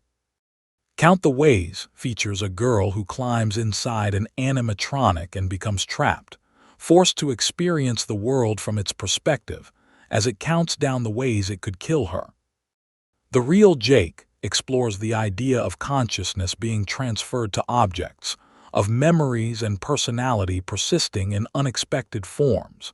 Each of these stories, and many others in the Fazbear Frights series, examines some aspect of Elizabeth's experience: the loss of humanity, the horror of being trapped in a machine, the slow corruption of identity, the impossible choice between existence and oblivion. While none of them are literally about Circus Baby, they all help us understand her on a deeper level. They're Scott Cawthon exploring the same philosophical territory from different angles, examining the core horror of his franchise. What happens to the soul when the body dies but consciousness remains? Tales from the Pizzaplex continues this tradition, offering more stories that parallel game events without directly depicting them. These stories are particularly interested in technology, in AI, in the question of whether digital consciousness is truly consciousness or simply a sophisticated simulation. And that question brings us back to Circus Baby. Because if we accept that consciousness can be digitized, that personality can be uploaded, that human awareness can exist as code, then Elizabeth might still exist somewhere in the digital infrastructure of the Five Nights at Freddy's universe. She might be in every computer system that Fazbear Entertainment ever used, every VR experience they created, every animatronic that incorporated their technology. She might be everywhere and nowhere, distributed across multiple systems, no longer a single coherent entity but a ghost in the machine in the most literal sense. This interpretation transforms the question from "Did Elizabeth survive?" to "What does survival even mean for someone like her?" Because if consciousness can be copied, if Elizabeth exists as code that can be replicated and distributed, then the very concept of individual identity breaks down. Is there one Elizabeth or many? Is the consciousness that might exist in Help Wanted the same consciousness that burned in Pizzeria Simulator, or is it a copy? And if it's a copy, does it matter? These are the questions that define transhumanism and digital consciousness debates in philosophy and science fiction. And they're the questions that make Circus Baby's story so much richer than simple haunted animatronic horror. Scott Cawthon has built a character whose story forces us to confront fundamental questions about identity, consciousness, and what it means to be human. Elizabeth Afton started as a little girl. She died, and what came after wasn't simply her ghost in a machine. It was a transformation so profound that the very question of whether she still existed becomes philosophically complex. This is sophisticated horror. This is existential dread in its purest form, and it all centers on a little girl who just wanted ice cream. The community's interpretation of Circus Baby has evolved significantly over the years, and examining these theories reveals not just how players understand the character, but how our collective comprehension of the Five Nights at Freddy's universe has deepened with each new game, each new piece of evidence, each new revelation that forces us to reconsider everything we thought we knew. When Sister Location first released in October of 2016, the community's initial reaction to Circus Baby was relatively straightforward. She was another haunted animatronic, possessed by a child who died tragically, seeking escape from her mechanical prison. The twist that she was William Afton's daughter added emotional weight, but the basic framework seemed familiar. We thought we understood her. We were wrong. The first major theory that gained traction in the community was the idea that Circus Baby was deliberately manipulative from the beginning, that Elizabeth's personality had been completely overwritten by something darker. This interpretation positioned her as essentially a villain, a malevolent intelligence that used Elizabeth's memories as tools for deception. Evidence for this reading came primarily from her behavior in Sister Location.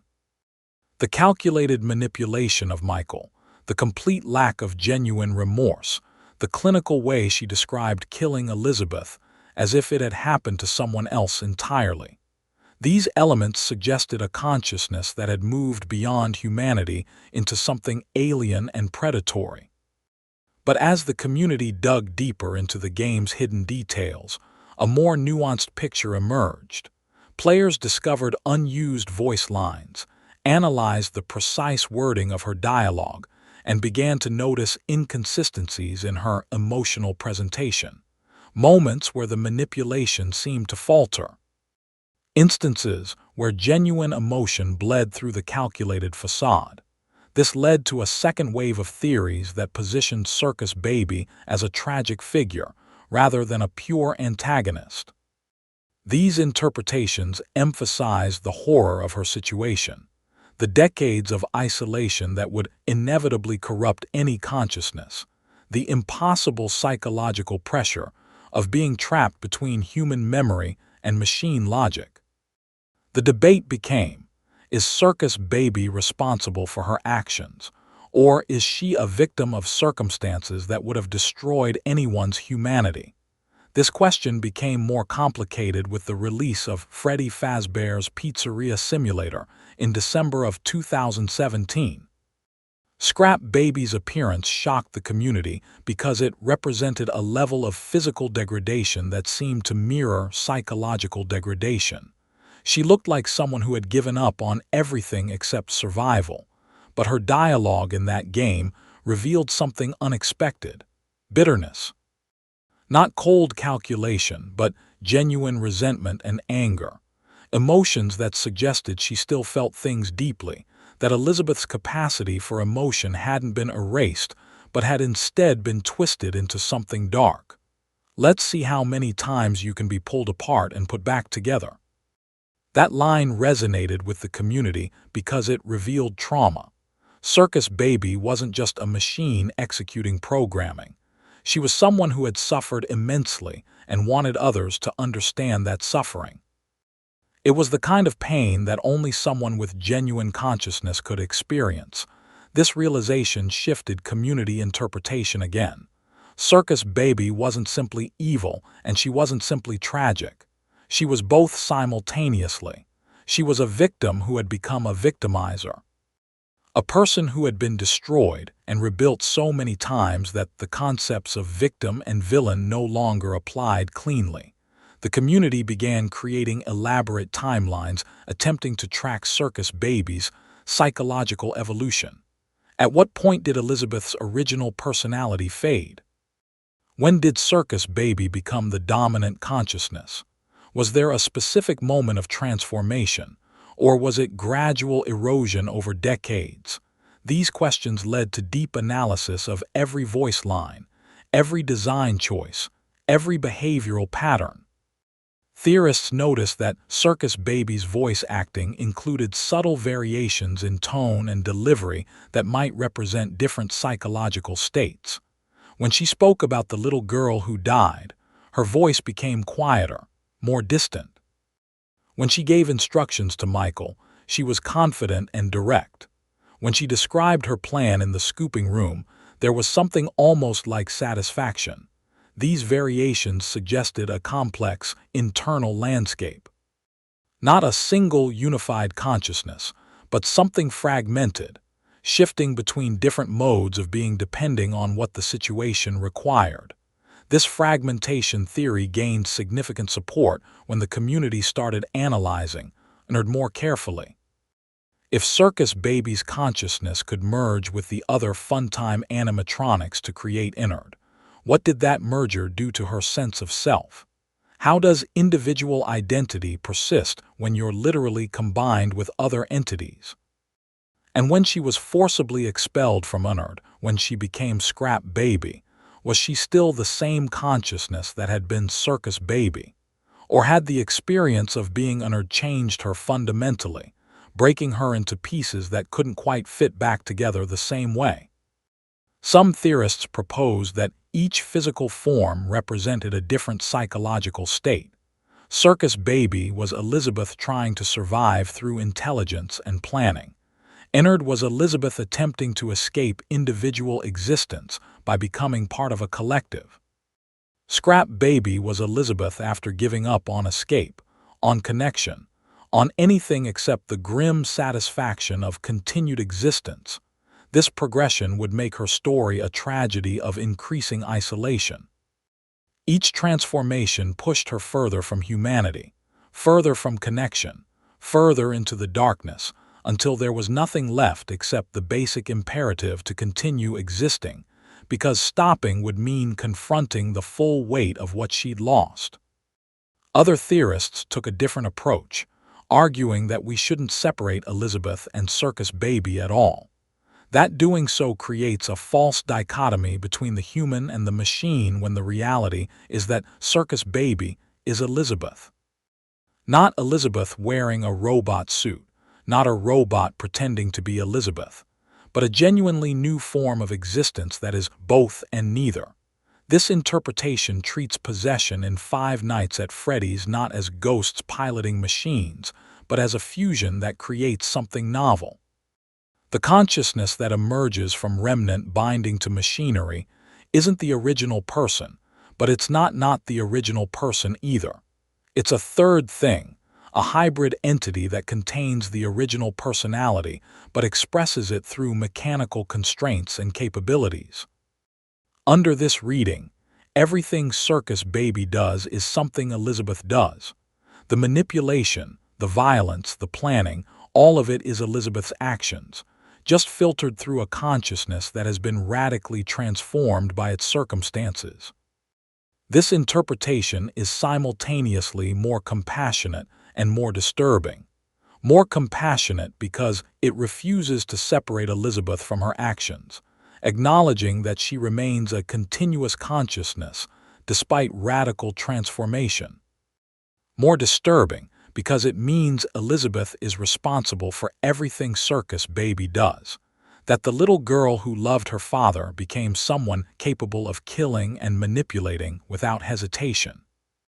The community has never reached consensus on which interpretation is correct, and that's partly because Scott Cawthon has deliberately left the question open. The games provide evidence for multiple readings, allowing players to construct their own understanding based on which details they emphasize. But there's one theory about Circus Baby that has generated more debate than any other. A theory that fundamentally changes how we understand her motivations and her ultimate fate. The theory that Circus Baby wanted to die. This interpretation suggests that everything Circus Baby did, from sister location through Pizzeria Simulator, was ultimately aimed not at escape or survival, but at achieving the one thing she couldn't accomplish on her own, ending her existence. Consider the evidence. Circus Baby is highly intelligent. She understands the facility's layout perfectly. She knows how to manipulate humans and animatronics alike. If her goal was simply escape, she could have waited for a better opportunity than Michael. She could have planned more carefully, could have accounted for the failure mode where the body she inhabited would decay. But instead, she executed a plan that had a high probability of failure. And when it did fail, when Ennard was forced to abandon Michael's corpse, Circus Baby didn't try again. She didn't look for another body to inhabit. She didn't attempt another escape. Instead, she let herself be expelled from Ennard. She rebuilt herself into something obviously dangerous, something that couldn't possibly blend into human society. And then she answered Henry's call, walking into a trap she explicitly acknowledged was a trap. Why would someone who spent decades planning an escape walk willingly into a fire? The theory proposes that Circus Baby had come to understand something fundamental. She couldn't truly escape. Even if she made it out of the facility, even if she found a way to exist in the outside world, she would still be trapped in machinery. She would still be Circus Baby rather than Elizabeth. She would still be unable to experience life as a human, to feel warmth or taste food or sleep or grow old or do any of the things that make existence meaningful. Escape from the facility wasn't escape from her prison. It was just changing locations. The only real escape was death. But animatronics possessed by Remnant can't simply die. They're bound to the machinery that contains them. They persist even when the machinery is damaged or destroyed. We see this with the original animatronics, who remain active for decades. We see it with William Afton, who survives Springlock failure and fire and keeps coming back. Remnant makes consciousness persistent. It creates immortality. And for someone like Elizabeth, immortality is a curse rather than a gift. So if Circus Baby wanted to truly die, she needed someone to help her. Someone who understood Remnant well enough to destroy it completely. Someone who cared enough about the trapped souls to be willing to commit to their destruction. She needed Henry Emily. This theory suggests that Circus Baby's actions in sister location weren't about escape at all. They were about creating the circumstances that would eventually lead to Henry's intervention. By escaping the facility and existing in the outside world as Ennard, even briefly, Circus Baby proved that the contained animatronics were still active and dangerous. This information would eventually reach Henry, would eventually motivate him to take action. And when Henry set his trap, Circus Baby answered immediately, not because she was fooled but because she had been waiting for exactly this opportunity. I heard your call from cold and dark. I'm coming home. Home. Not to the facility, not to the pizzeria, but to the ending she'd been seeking for decades. The fire that would finally release her from machinery, from consciousness, from the nightmare of eternal existence as something she never chose to be. Under this interpretation, Circus Baby's final act wasn't defeat. It was cooperation. She helped Henry complete his plan because his goal and hers had aligned at last. Both of them wanted the same thing, an end to William Afton's legacy. And Elizabeth was part of that legacy, a living reminder of William's crimes. By burning, she was undoing one small piece of her father's work, erasing herself from existence as an act of defiance against the man who had transformed her into a machine. It's a compelling theory, and it reframes Circus Baby's entire arc as a tragedy about someone seeking peace, rather than a horror story about a monster seeking escape. It makes her sympathetic without excusing her actions, acknowledges her intelligence while recognizing the despair that would drive someone to collaborate in their own destruction. But like all theories about Circus Baby, it remains unconfirmed. Scott Cawthon hasn't told us definitively what she wanted, what she felt, or what she experienced in those final moments. What we do know is that the community's relationship with Circus Baby as a character has been unusually complex. Unlike many animatronics who are clearly villains or clearly victims, Circus Baby resists simple categorization. Different players emphasize different aspects of her character, leading to wildly different interpretations. Some players see her as irredeemable, a manipulator who betrayed her own brother and deserved everything that happened to her. Others see her as the franchise's most tragic figure, a child who suffered more than anyone should suffer and who deserves compassion despite her actions. Most players fall somewhere in the middle, recognizing both the tragedy and the monstrosity, understanding that Circus Baby is a character who embodies the central horror of Five Nights at Freddy's. What happens when death isn't an ending but a transformation into something worse than death?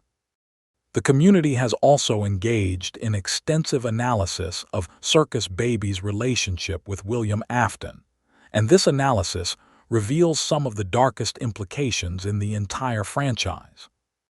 William's decision to continue experimenting on the animatronic that contained his daughter's soul is almost incomprehensible from a normal parental perspective. Even if we accept that William is a monster, even if we acknowledge his capacity for terrible acts, the specific horror of keeping Elizabeth in captivity for research purposes stands out. Some theorists argue that William didn't know Elizabeth was inside Circus Baby, that he was unaware the possession had occurred. But this interpretation struggles against the evidence. William was obsessed with remnant, with possession, with the persistence of consciousness in machinery. He knew it was possible. He had likely already witnessed it with the original missing children possessing the classic animatronics. The idea that he wouldn't immediately suspect Elizabeth's soul was in the machine that killed her strain's credibility. More likely, William knew. And he continued his experiments anyway. This suggests a level of dysfunction in William's psychology that goes beyond simple evil. He's not just a killer. He's someone who has completely divorced himself from normal human emotional responses.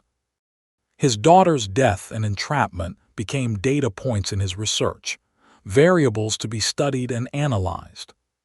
Some theorists have proposed that William's entire motivation stemmed from grief over Elizabeth's death, that he was trying to find a way to bring her back or to join her in mechanical immortality. This reading attempts to make William sympathetic, to suggest that love, however twisted, drove his actions. But the evidence doesn't support this interpretation.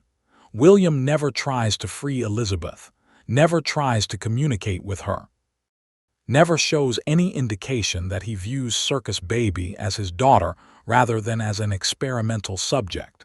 If William loved Elizabeth, that love was so fundamentally broken that it became indistinguishable from hatred. The community has extensively debated what this reveals about the Afton family dynamics. What kind of household produces a son who accidentally kills his brother, a daughter who dies seeking attention from an absent father, and another son who becomes a walking corpse in an attempt to fix his family's tragedies? The picture that emerges is one of profound neglect and dysfunction. William was absent, consumed by work. The mother was gone or ineffectual. The children were left to navigate their emotional needs without adequate support, leading to the bullying, the attention-seeking, the desperate attempts to feel loved and valued.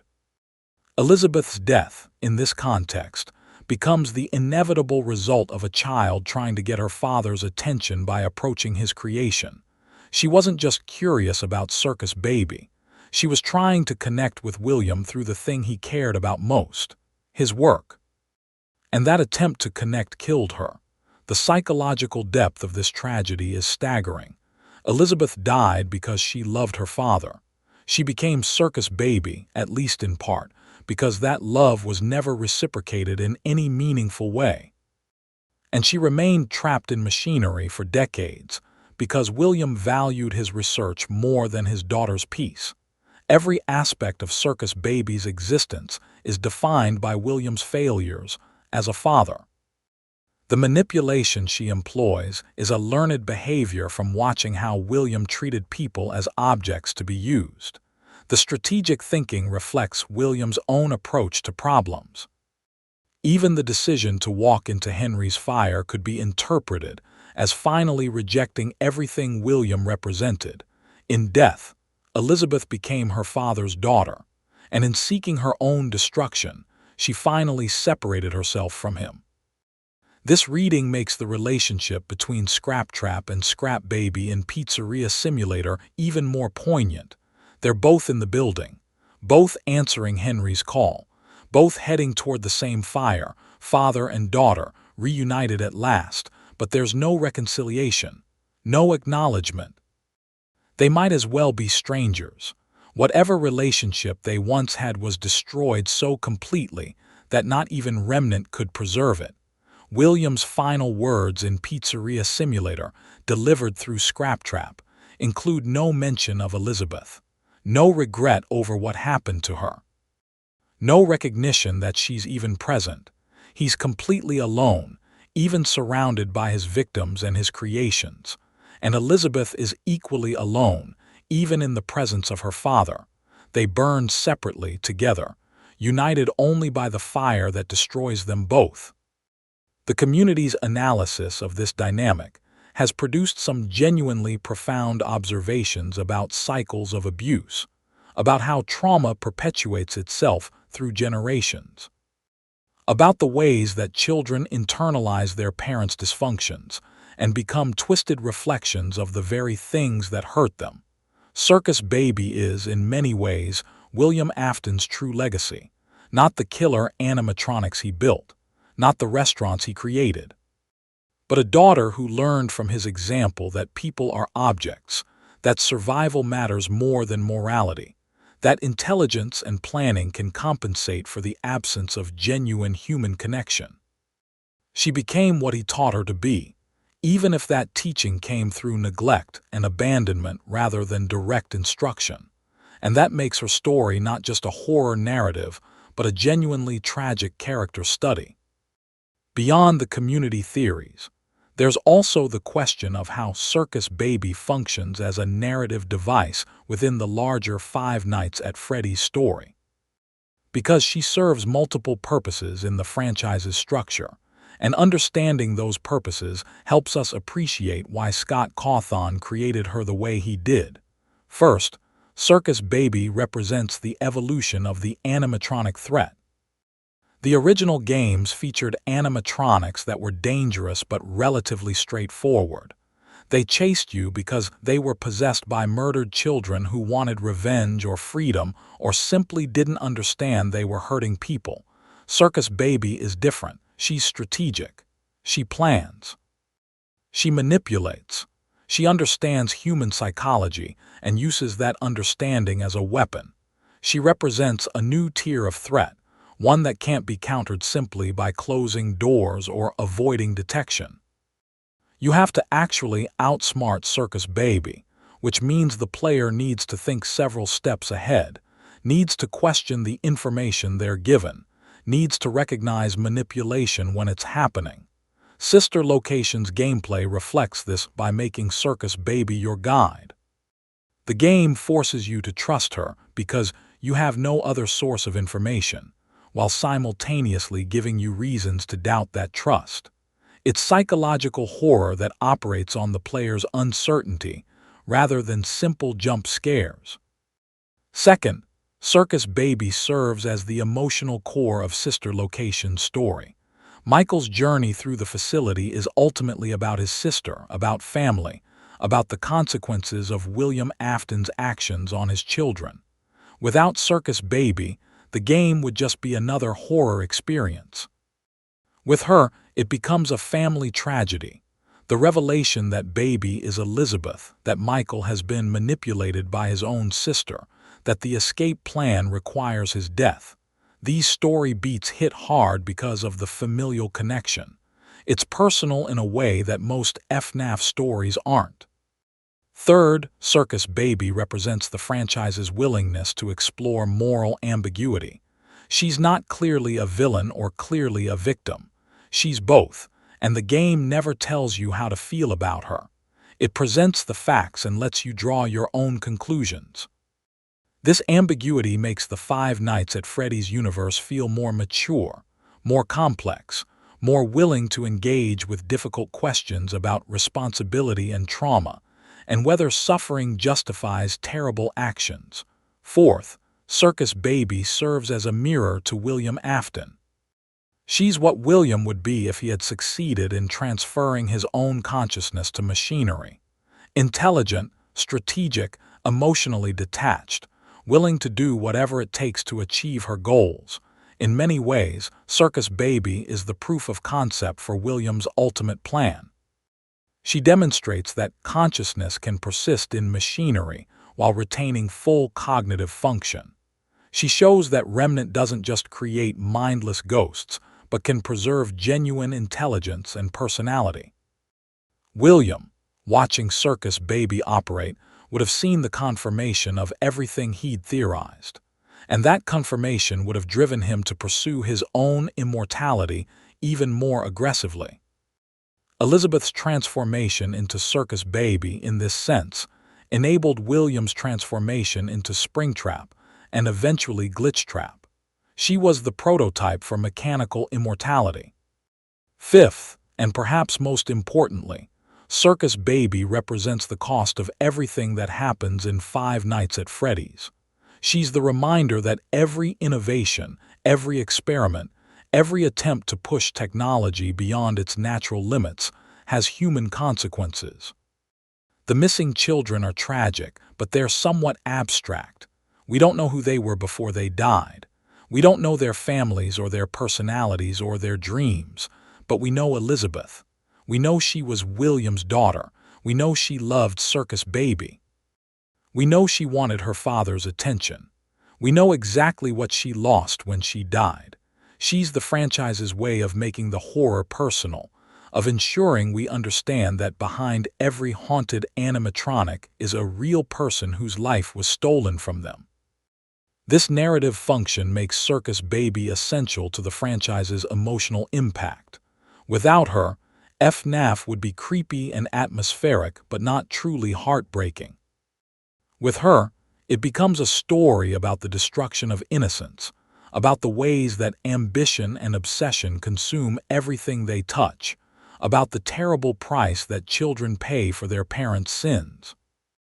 Let's examine some of the specific mysteries that still surround Circus Baby, because despite years of analysis and discussion, there are elements of her story that remain unexplained or ambiguous.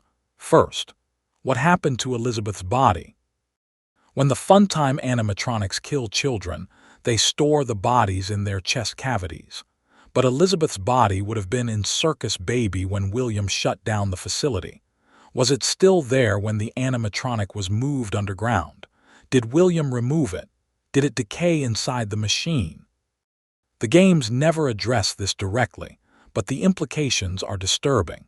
If Elizabeth's physical body remained inside Circus Baby for years, slowly decomposing while her consciousness inhabited the machinery, it would add another layer of horror to her imprisonment. She would be literally trapped with her own corpse, unable to escape the physical evidence of her death. Some theorists suggest the body was removed during maintenance, that William or his technicians would have extracted it to prevent decay from damaging the machinery. Others argue the body remained, pointing to similar situations with the original animatronics where corpses were left inside the suits. We don't know, and the uncertainty is unsettling. Second, did Elizabeth know about William's other murders? As Circus Baby, trapped in the facility, would she have been aware of what her father was doing at the main Freddy Fazbear locations? Would she have known about the missing children, about Henry's daughter Charlie, about the full scope of William's crimes? If she did know, it would fundamentally change how we interpret her actions. Was she trying to escape so she could stop William? Or had she accepted his worldview, seeing murder as simply a tool to be used when necessary? The game dialogue doesn't provide clear answers. Circus Baby never mentions William's other crimes, never expresses horror or approval of them. She seems focused entirely on her own situation, her own escape. This could mean she didn't know, or it could mean she knew and didn't care. Both interpretations are disturbing in different ways. Third, what was the relationship between the different consciousnesses inside Ennard? When Circus Baby, Funtime Freddy, Funtime Foxy, and Ballora merged into a single entity, did their consciousnesses truly combine? Or were they separate minds trapped in shared space, fighting for control? The fact that they eventually expelled Circus Baby suggests conflict rather than harmony. But what was that conflict about? Was it strategic disagreement, with the others blaming Circus Baby for the failed escape? Was it personality friction, with different consciousnesses unable to coexist peacefully? Or was it something darker, a power struggle where Circus Baby's dominance became intolerable to the others? We see the result, Molten Freddy and Scrap Baby as separate entities, but we don't see the process that led to separation. The violence of it, the psychology of it, remains hidden. Fourth, what did Circus Baby do between Sister Location and Pizzeria Simulator? After being expelled from Ennard, after rebuilding herself into Scrap Baby, where was she? What was she doing? How long did this period last? The games present these events as a montage, showing us the end results without depicting the transition. But that transition period could have lasted years. Scrap Baby could have been wandering, hiding, observing, planning during that entire time. Did she watch Michael? Did she know what he was doing, how he'd survived, what he'd become? Did she feel anything about what she'd done to him? Or was she simply surviving, moving from location to location, avoiding detection while her body gradually deteriorated into the patchwork horror we see in Pizzeria Simulator? Fifth, what did Scrap Baby think when she arrived at the Pizzeria Simulator location and found William there? The game doesn't show us their interaction, doesn't reveal whether they spoke or acknowledged each other in any way. Did Elizabeth feel anything seeing her father again, decades after her death, both of them transformed into mechanical horrors? Was there anger, grief, longing, indifference? Did William recognize Scrap Baby as his daughter? Did he care? Or were they both so far removed from their original identities that the concepts of father and daughter no longer had meaning? These questions haunt the community because they touch on the core of what makes Circus Baby's story compelling. The unanswered questions leave space for interpretation, for imagination, for each player to construct their own understanding of her internal experience. Some mysteries are better left unsolved because the ambiguity allows the horror to deepen.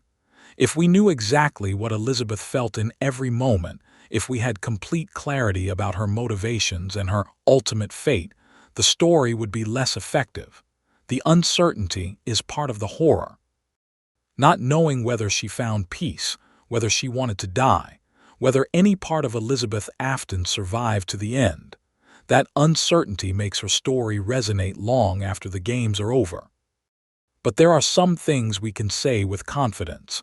based on the evidence we have and the patterns that emerge from careful analysis. We know that Elizabeth Afton was a real person with genuine emotions and experiences before she died. We know that her death was traumatic and that her consciousness persisted in Circus Baby's machinery. We know that the experience of being trapped in an animatronic for decades fundamentally changed her, eroding her humanity and transforming her into something capable of manipulation and violence. We know that she was intelligent enough to plan complex escapes, strategic enough to manipulate Michael successfully, and emotionally damaged enough to betray her own brother without apparent hesitation. We know that she was eventually expelled from Ennard and rebuilt herself into Scrap Baby, choosing a form that emphasized function over appearance, threat over appeal. We know that she answered Henry's call and walked into his trap with full awareness of what it was, and we know that she burned. That the fire consumed her mechanical body and presumably released whatever consciousness remained trapped inside. Beyond that, we enter the realm of speculation and interpretation. And that's where Circus Baby becomes truly fascinating, because she's a character defined as much by what we don't know as by what we do. The gaps in her story force us to engage with her actively, to question and theorize and debate. She's not a passive element in the narrative, but an active puzzle that players are still working to solve years after her introduction. This is masterful storytelling. Scott Cawthon created a character who functions on multiple levels simultaneously, as a gameplay mechanic, as a plot device, as an emotional anchor, as a philosophical question about identity and consciousness. Circus Baby is a horror icon, yes, but she's also a genuinely complex character whose story rewards deep analysis and careful attention, and her influence on the franchise extends far beyond her own appearances. The legacy of Circus Baby extends far beyond her physical presence in the games. She established templates, both mechanical and narrative, that would echo through every subsequent entry in the Five Nights at Freddy's franchise. To understand her complete story, we need to examine not just what she did, but what she represents within the larger architecture of Scott Cawthon's creation. Let's start with the mechanical legacy. The Funtime animatronics, and Circus Baby specifically, introduced a new paradigm for how animatronics function in the FNAF universe. Before Sister Location, the possessed animatronics were essentially corpse containers that happened to move. The springlock suits were wearable death traps. The classic animatronics were entertainment robots that became dangerous through possession, but the Funtimes were different. They were designed from the ground up to be dangerous. They were weapons disguised as entertainment, built with hidden compartments and kidnapping mechanisms, and advanced AI that could recognize when targets were vulnerable. This design philosophy would influence every animatronic that came after.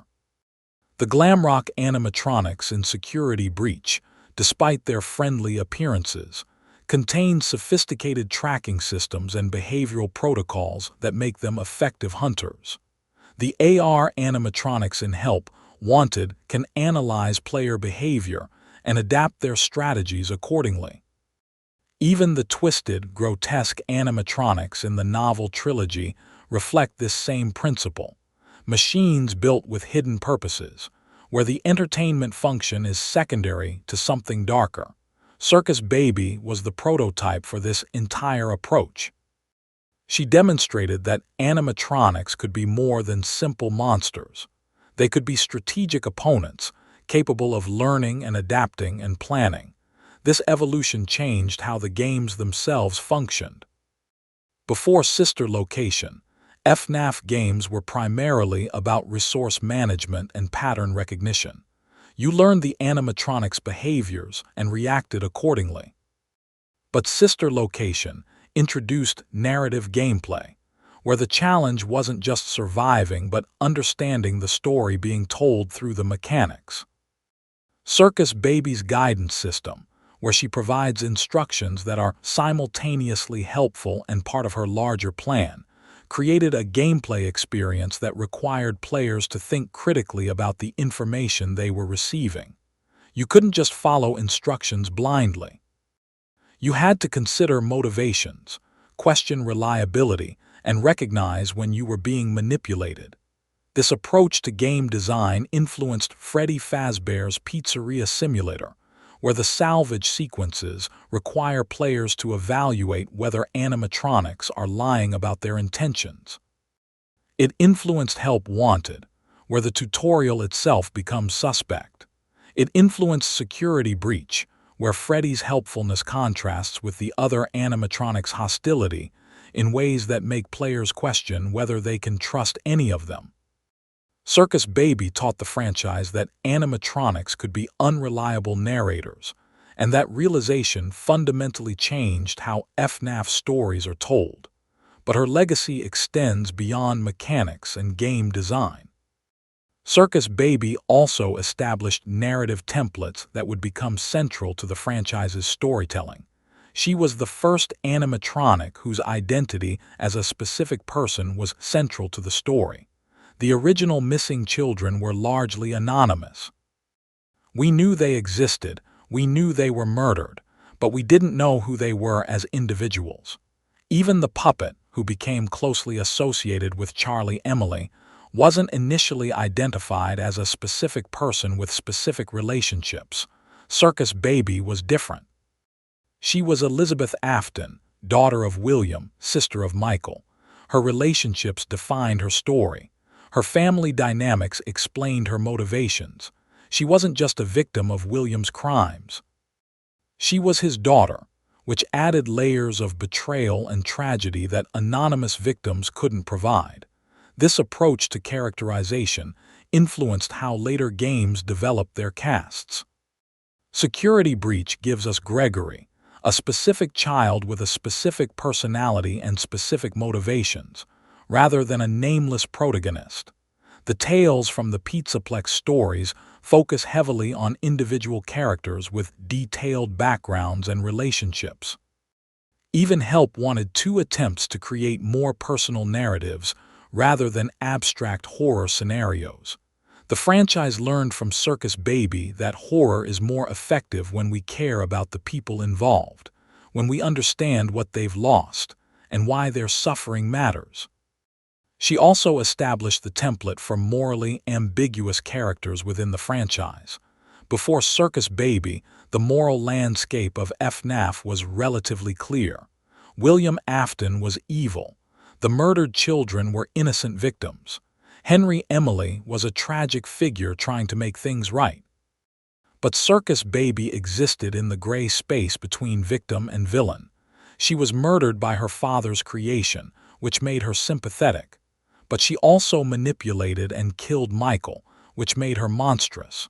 The game never tells you how to feel about her, never provides a clear moral judgment. This ambiguity opened the door for more complex characterizations throughout the franchise. Vanessa in Security Breach is simultaneously a security guard trying to do her job and someone compromised by Glitchtrap's influence.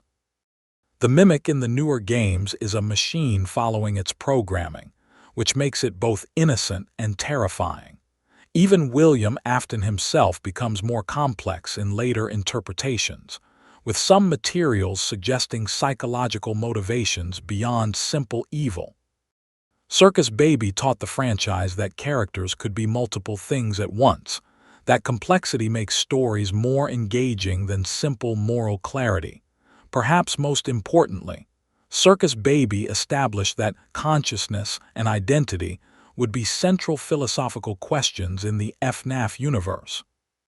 Her story forced players to grapple with questions about what makes someone human, whether identity can survive radical transformation, and at what point a person stops being themselves and becomes something else. These questions now permeate every corner of the franchise. The debate about whether the glamrock animatronics are genuinely sentient or simply running sophisticated programs echoes the debate about whether Circus Baby was Elizabeth or a machine with Elizabeth's memories. The question of whether Glitchtrap is actually William Afton or just a digital copy reflects the same philosophical territory that Circus Baby occupied.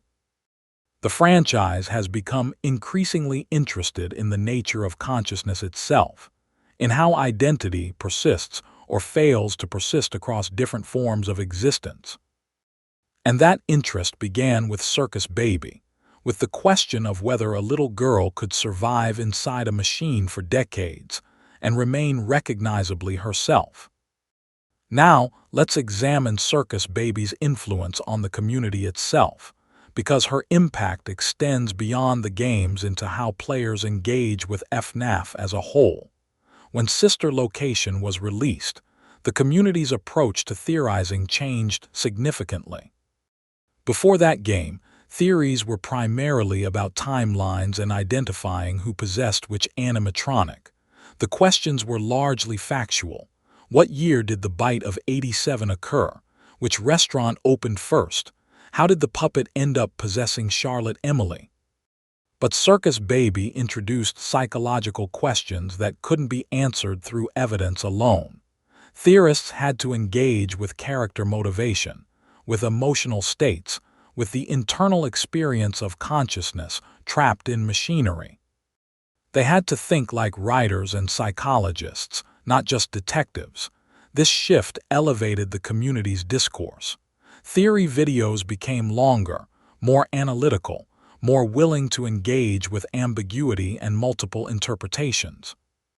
Discussions acknowledged that some questions might not have definitive answers, that Scott Cawthon might have deliberately left certain elements open to interpretation. Circus Baby also inspired a tremendous amount of creative work within the community.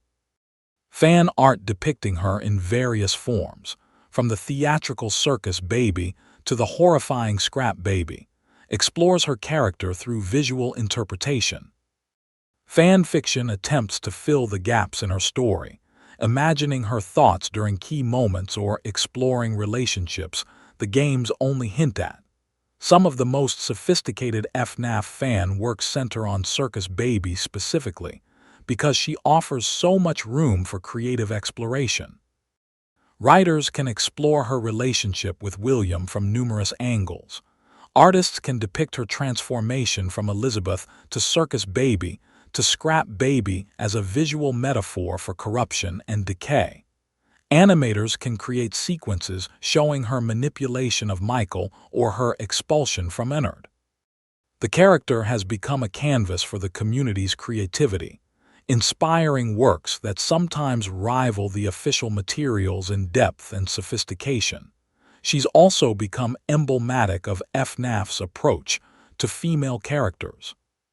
The franchise has been criticized at times for having relatively few prominent female characters, but those who do appear tend to be complex and central to the narrative. The puppet, Baby, Ballora, Vanessa, and others aren't relegated to supporting roles or simple victim status. They're active agents in the story with their own motivations and significant narrative impact. Circus Baby specifically demonstrates that female characters in FNAF can be just as complex, just as morally ambiguous, and just as central to the horror as their male counterparts. She's not defined by her relationships to men, despite those relationships being important to her story. She has her own goals, her own methods, her own arc that would be compelling regardless of her gender. This representation matters to many fans who see themselves reflected in characters who are allowed to be complicated, who aren't reduced to simple stereotypes or tropes.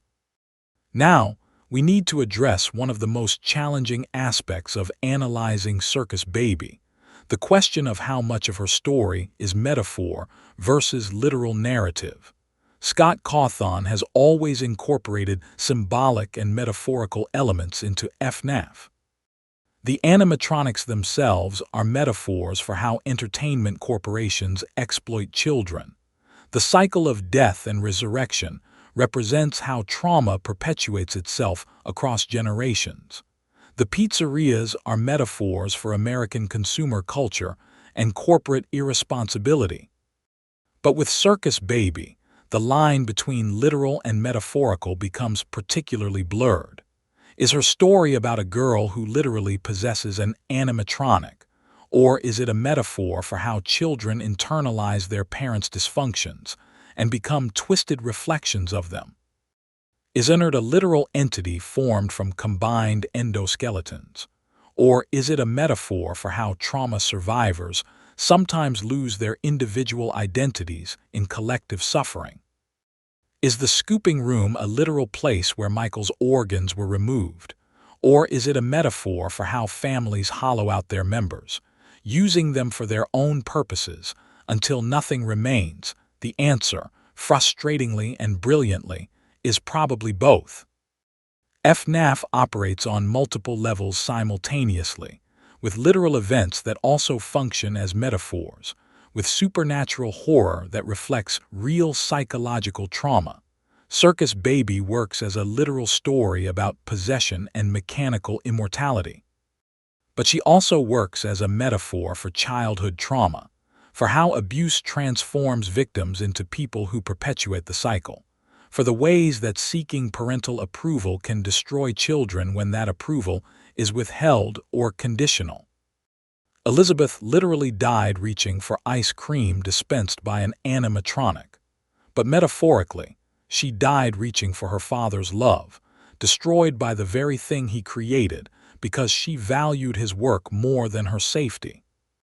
This dual nature makes Circus Baby's story resilient to different interpretations.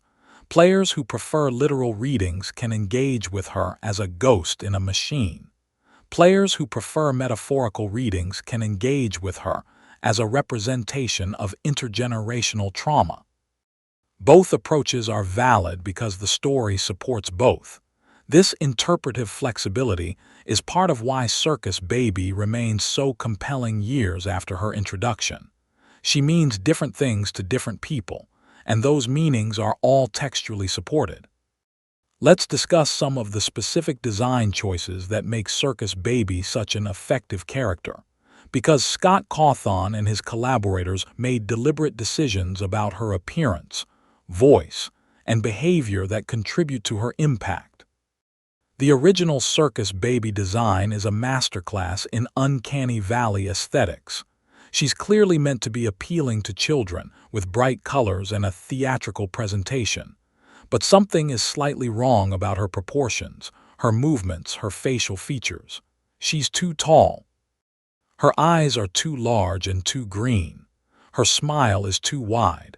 These subtle wrongnesses create unease even before you know anything about her true purpose. Your instincts recognize that something is off, even if you can't immediately identify what. When she speaks, the voice acting by Heather Masters perfectly captures the duality of the character. There's a theatrical quality to her delivery, a performance aspect that suggests she's always playing a role. But underneath that performance, there are hints of genuine emotion, moments where the mask slips and something more vulnerable or more threatening emerges. The way she recounts Elizabeth's death is particularly effective. The calm, almost clinical tone creates cognitive dissonance because the content is horrific, but the delivery is measured. It's the voice of someone who has processed trauma by distancing themselves from it, by treating their own death as an event that happened to someone else. Scrap Baby's design takes the wrongness of the original and amplifies it to grotesque extremes. Everything that was subtly unsettling about Circus Baby becomes overtly horrifying in Scrap Baby. The asymmetry, the exposed mechanisms, the claw that's no longer hidden but worn as a weapon, all of it communicates that this character has stopped pretending to be anything except dangerous. But there are still elements of the original design visible in Scrap Baby. The pigtails, though damaged and sparse, the color scheme, though faded and corrupted, the basic body structure, though twisted and rebuilt, These remnants of the original design serve as visual reminders of what she was before, making her current state all the more tragic. You can see Elizabeth in Scrap Baby if you look carefully, which makes the transformation more painful than if she'd become completely unrecognizable. The claw deserves special attention because it's one of the most symbolically loaded elements of her design. In the original Circus Baby, the claw is hidden inside her chest, emerging only to kill. It represents hidden danger, the weapon concealed within the attractive exterior. But in Scrap Baby, the claw replaces her entire left arm. It's no longer hidden but integrated into her very body. She's become inseparable from the weapon that killed Elizabeth, literally wearing the instrument of her death as part of her identity. This visual transformation mirrors her psychological transformation. Where Circus Baby tried to hide her dangerous nature, Scrap Baby has embraced it. Where Elizabeth once existed separately from the killing mechanism, Scrap Baby has fused with it completely. The claw also represents her relationship with William. He designed the mechanism. He created the trap that killed her. And now she wears it openly, either as a reminder of what he did to her, or as an acceptance of what she's become because of him. Either interpretation is devastating. The audio design surrounding Circus Baby also contributes significantly to her effectiveness as a character. The music associated with her has a carnival quality that's simultaneously cheerful and unsettling. Circus music traditionally evokes joy and celebration, but in the context of FNAF, it becomes sinister, a reminder that entertainment and horror are often separated by the thinnest of margins. When Circus Baby moves, the sound design emphasizes mechanical elements. You hear servos, gears, metal scraping against metal. These sounds remind the player that she's a machine, not a person, even when her voice sounds human and her behavior seems intelligent. The contrast between the human voice and the mechanical sounds creates constant cognitive dissonance. Your ears tell you she's a person, but they also tell you she's a machine, and reconciling those contradictory inputs creates unease. In Pizzeria Simulator, Scrap Baby's audio is even more degraded and mechanical. Her voice has developed glitches, distortions that suggest her systems are failing. The theatrical quality is still there, but it's compromised by technical decay. This audio degradation mirrors her physical degradation and suggests that her consciousness itself might be deteriorating. The clarity of thought she displayed in Sister Location seems diminished in Pizzeria Simulator, replaced by bitter resentment and basic survival instinct. Whether this represents genuine cognitive decline or simply a change in priorities is unclear, but the audio design supports the interpretation that Scrap Baby is running out of time, that her mechanical substrate is failing and taking her consciousness with it. Now, let's examine one of the most debated aspects of Circus Baby's story, her relationship with Michael Afton, and what it reveals about both characters. Michael's decision to enter the Sister Location facility has been interpreted in various ways. Some see it as an attempt to rescue Elizabeth, motivated by genuine familial love and a desire to atone for his role in the crying child's death. Others interpret it as misplaced guilt, Michael trying to save one sibling because he failed to save the other. Still others suggest he was simply following William's orders without fully understanding the situation. But regardless of why Michael went down there, his interaction with Circus Baby reveals significant aspects of both their characters. Michael trusts Circus Baby almost immediately. He follows her instructions without significant resistance. This suggests either that he's desperate enough to trust anyone who seems helpful, or that he recognizes something in her voice that reminds him of Elizabeth. Circus Baby, for her part, plays this perfectly. She never claims to be Elizabeth outright, which would be an obvious lie that might trigger Michael's suspicion. Instead, she describes events that happened to a little girl, allowing Michael to make the connection himself while maintaining plausible deniability. This is sophisticated manipulation. She understands that people believe things more strongly when they arrive at the conclusion themselves, rather than being told directly. By letting Michael convince himself that she's Elizabeth, she creates a stronger emotional investment than she could achieve through simple deception. But here's what's particularly interesting. Everything Circus Baby tells Michael is technically true. She does help him survive. The other animatronics are dangerous. The instructions she provides are accurate. She's not lying so much as withholding the full context of why she's helping him. This approach to manipulation suggests intelligence and planning far beyond what most people would credit to a haunted animatronic. Circus Baby understands that the most effective deceptions are built on truth. That credibility comes from being reliable even when you're working toward hidden goals. Michael's response to the eventual betrayal is never fully depicted in the games. We see him get scooped, we see Ennard inhabiting his body, we see the aftermath where he becomes a purple corpse. But we never see his emotional processing of what Elizabeth did to him. Did he hate her afterward? Did he understand that she wasn't really his sister anymore? Did he blame himself for trusting her? The games don't answer these questions, but they're central to understanding the full tragedy of the Afton family. Michael was victimized by his own sister, who was herself a victim of their father's negligence. It's a cycle of trauma and betrayal that goes beyond simple villain and victim dynamics. Some theorists propose that Michael forgave Elizabeth, that he understood her actions were the result of decades of suffering and isolation. This reading suggests that Michael's subsequent actions, working to undo William's legacy and free the trapped souls, were motivated partly by a desire to free Elizabeth specifically. Other theorists argue that Michael couldn't forgive what Elizabeth did, that the betrayal was too profound. This reading suggests that his later actions were about justice or revenge rather than redemption, about destroying everything William created, including the sister, who had become part of that creation. Both interpretations are supported by different details in the games, and both reveal different aspects of Michael's character and his relationship with his family.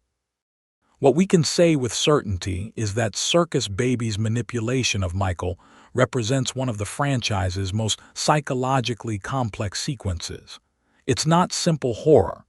It's a story about family, trust, desperation, and the ways that trauma can turn victims into victimizers.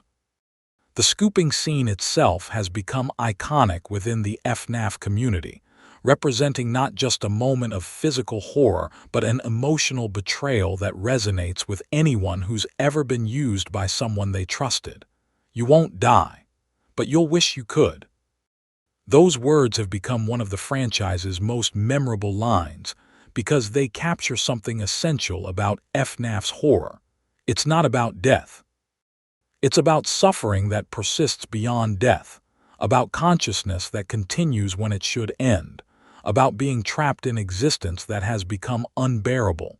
Circus Baby understands this because she lives it every day. She knows exactly what she's condemning Michael to because it's what she's already experienced. And she does it anyway because escape matters more than empathy, because survival has become the only value that matters after decades in the darkness. This is the horror of Circus Baby. Not that she's a monster, but that she's a person who has been so thoroughly destroyed by her circumstances that she can inflict on others what was inflicted on her without hesitation. She's not evil. She's broken, and broken people break other people. That's a far more disturbing truth than simple villainy could ever be. Let's turn our attention now to the question that has haunted the community since Pizzeria Simulator. Did Elizabeth Afton find peace when she burned? Henry's speech suggests that the fire was meant to free the trapped souls, to release them from their mechanical prisons, and allow them to finally rest. He addresses Elizabeth directly, acknowledging her suffering and promising her peace. But the franchise's subsequent entries complicate this simple conclusion. If the souls were freed, why do they appear in Ultimate Custom Night? Why does the horror continue in Help Wanted and beyond? Why does the cycle of death and possession keep repeating? There are several possible explanations, each with different implications for Elizabeth's ultimate fate. The first explanation is that the fire successfully freed most souls but not all of them. Perhaps certain souls were more strongly bound to their machines, either because of the amount of remnant involved or because of psychological factors. Elizabeth, having spent decades as Circus Baby, might have been so deeply fused with the machinery that complete separation was impossible. This reading suggests that Elizabeth might still exist in some form, perhaps as a fragment or echo rather than a complete consciousness. She wouldn't be fully alive in any meaningful sense, but she wouldn't be fully gone either. She'd exist in some liminal state between existence and oblivion. The second explanation is that the fire did free Elizabeth, but what appears in later games isn't actually her. It could be copies, digital ghosts created when Fazbear Entertainment scanned the old circuit boards. Or it could be manifestations within William's purgatory, representations of his guilt rather than actual souls. This reading allows for Elizabeth to have found peace while still permitting the franchise to continue using Circus Baby as a character. The two concepts aren't mutually exclusive if we accept that consciousness in the FNAF universe can be copied and replicated. The third explanation is that the fire failed completely, that Henry's plan didn't work as intended, and that the souls remain trapped in some form. Perhaps the fire destroyed their physical anchors, but didn't release the consciousness bound to them, creating digital ghosts or fragments of remnant that persist without bodies. This reading is the darkest, because it suggests that Elizabeth is still suffering, still conscious, still trapped in existence without any hope of escape. The fire would have been just another transformation rather than a true ending. The fourth explanation is that Elizabeth was freed, but she chose to remain in some form, perhaps as a conscious decision to help ensure William remains in his purgatory, or perhaps because she doesn't know how to simply cease existing after decades of fighting for survival. This reading suggests agency on Elizabeth's part, that her presence in later games isn't imprisonment but choice. It's a more empowering interpretation that credits her with the ability to make decisions about her own existence even after death. The community remains divided on which explanation is most likely true, and Scott Cawthon has provided no definitive answer. This ambiguity might be deliberate, allowing different players to find the conclusion that resonates most strongly with them. For some players, the story is more satisfying if Elizabeth found peace. They want closure for her suffering, want to believe that Henry's sacrifice achieved something meaningful, that the cycle of trauma can eventually end. For other players, the ongoing mystery is more compelling. They prefer a universe where questions remain unanswered, where the horror persists because consciousness itself is more resilient and strange than we can fully comprehend. Both approaches are valid. Both find support in the games and supplementary materials. And both reveal something about what we want from horror narratives, whether we prefer catharsis or ambiguity, resolution or endless mystery. What we can say is that Elizabeth Afton's story, whether it ended in the fire or continues in some form beyond it, represents one of the most complete character arcs in the Five Nights at Freddy's franchise. We see her before death as a child seeking her father's love. We see her death and the immediate aftermath. We see her transformation over decades of isolation. We see her manipulation and violence. We see her final moments in the fire. We see, in other words, the complete trajectory of a person being destroyed and rebuilt and destroyed again, until almost nothing of the original remains. That completeness makes her story satisfying in a way that many FNAF stories aren't. We have enough information to understand her arc, while retaining enough mystery to keep theorizing about the details. She's a character who feels fully realized despite appearing in only a handful of games and having relatively little dialogue. Everything about her design, her behavior, her relationships contributes to a coherent psychological portrait of someone profoundly damaged by impossible circumstances. And that portrait stays with you long after you've finished playing the games.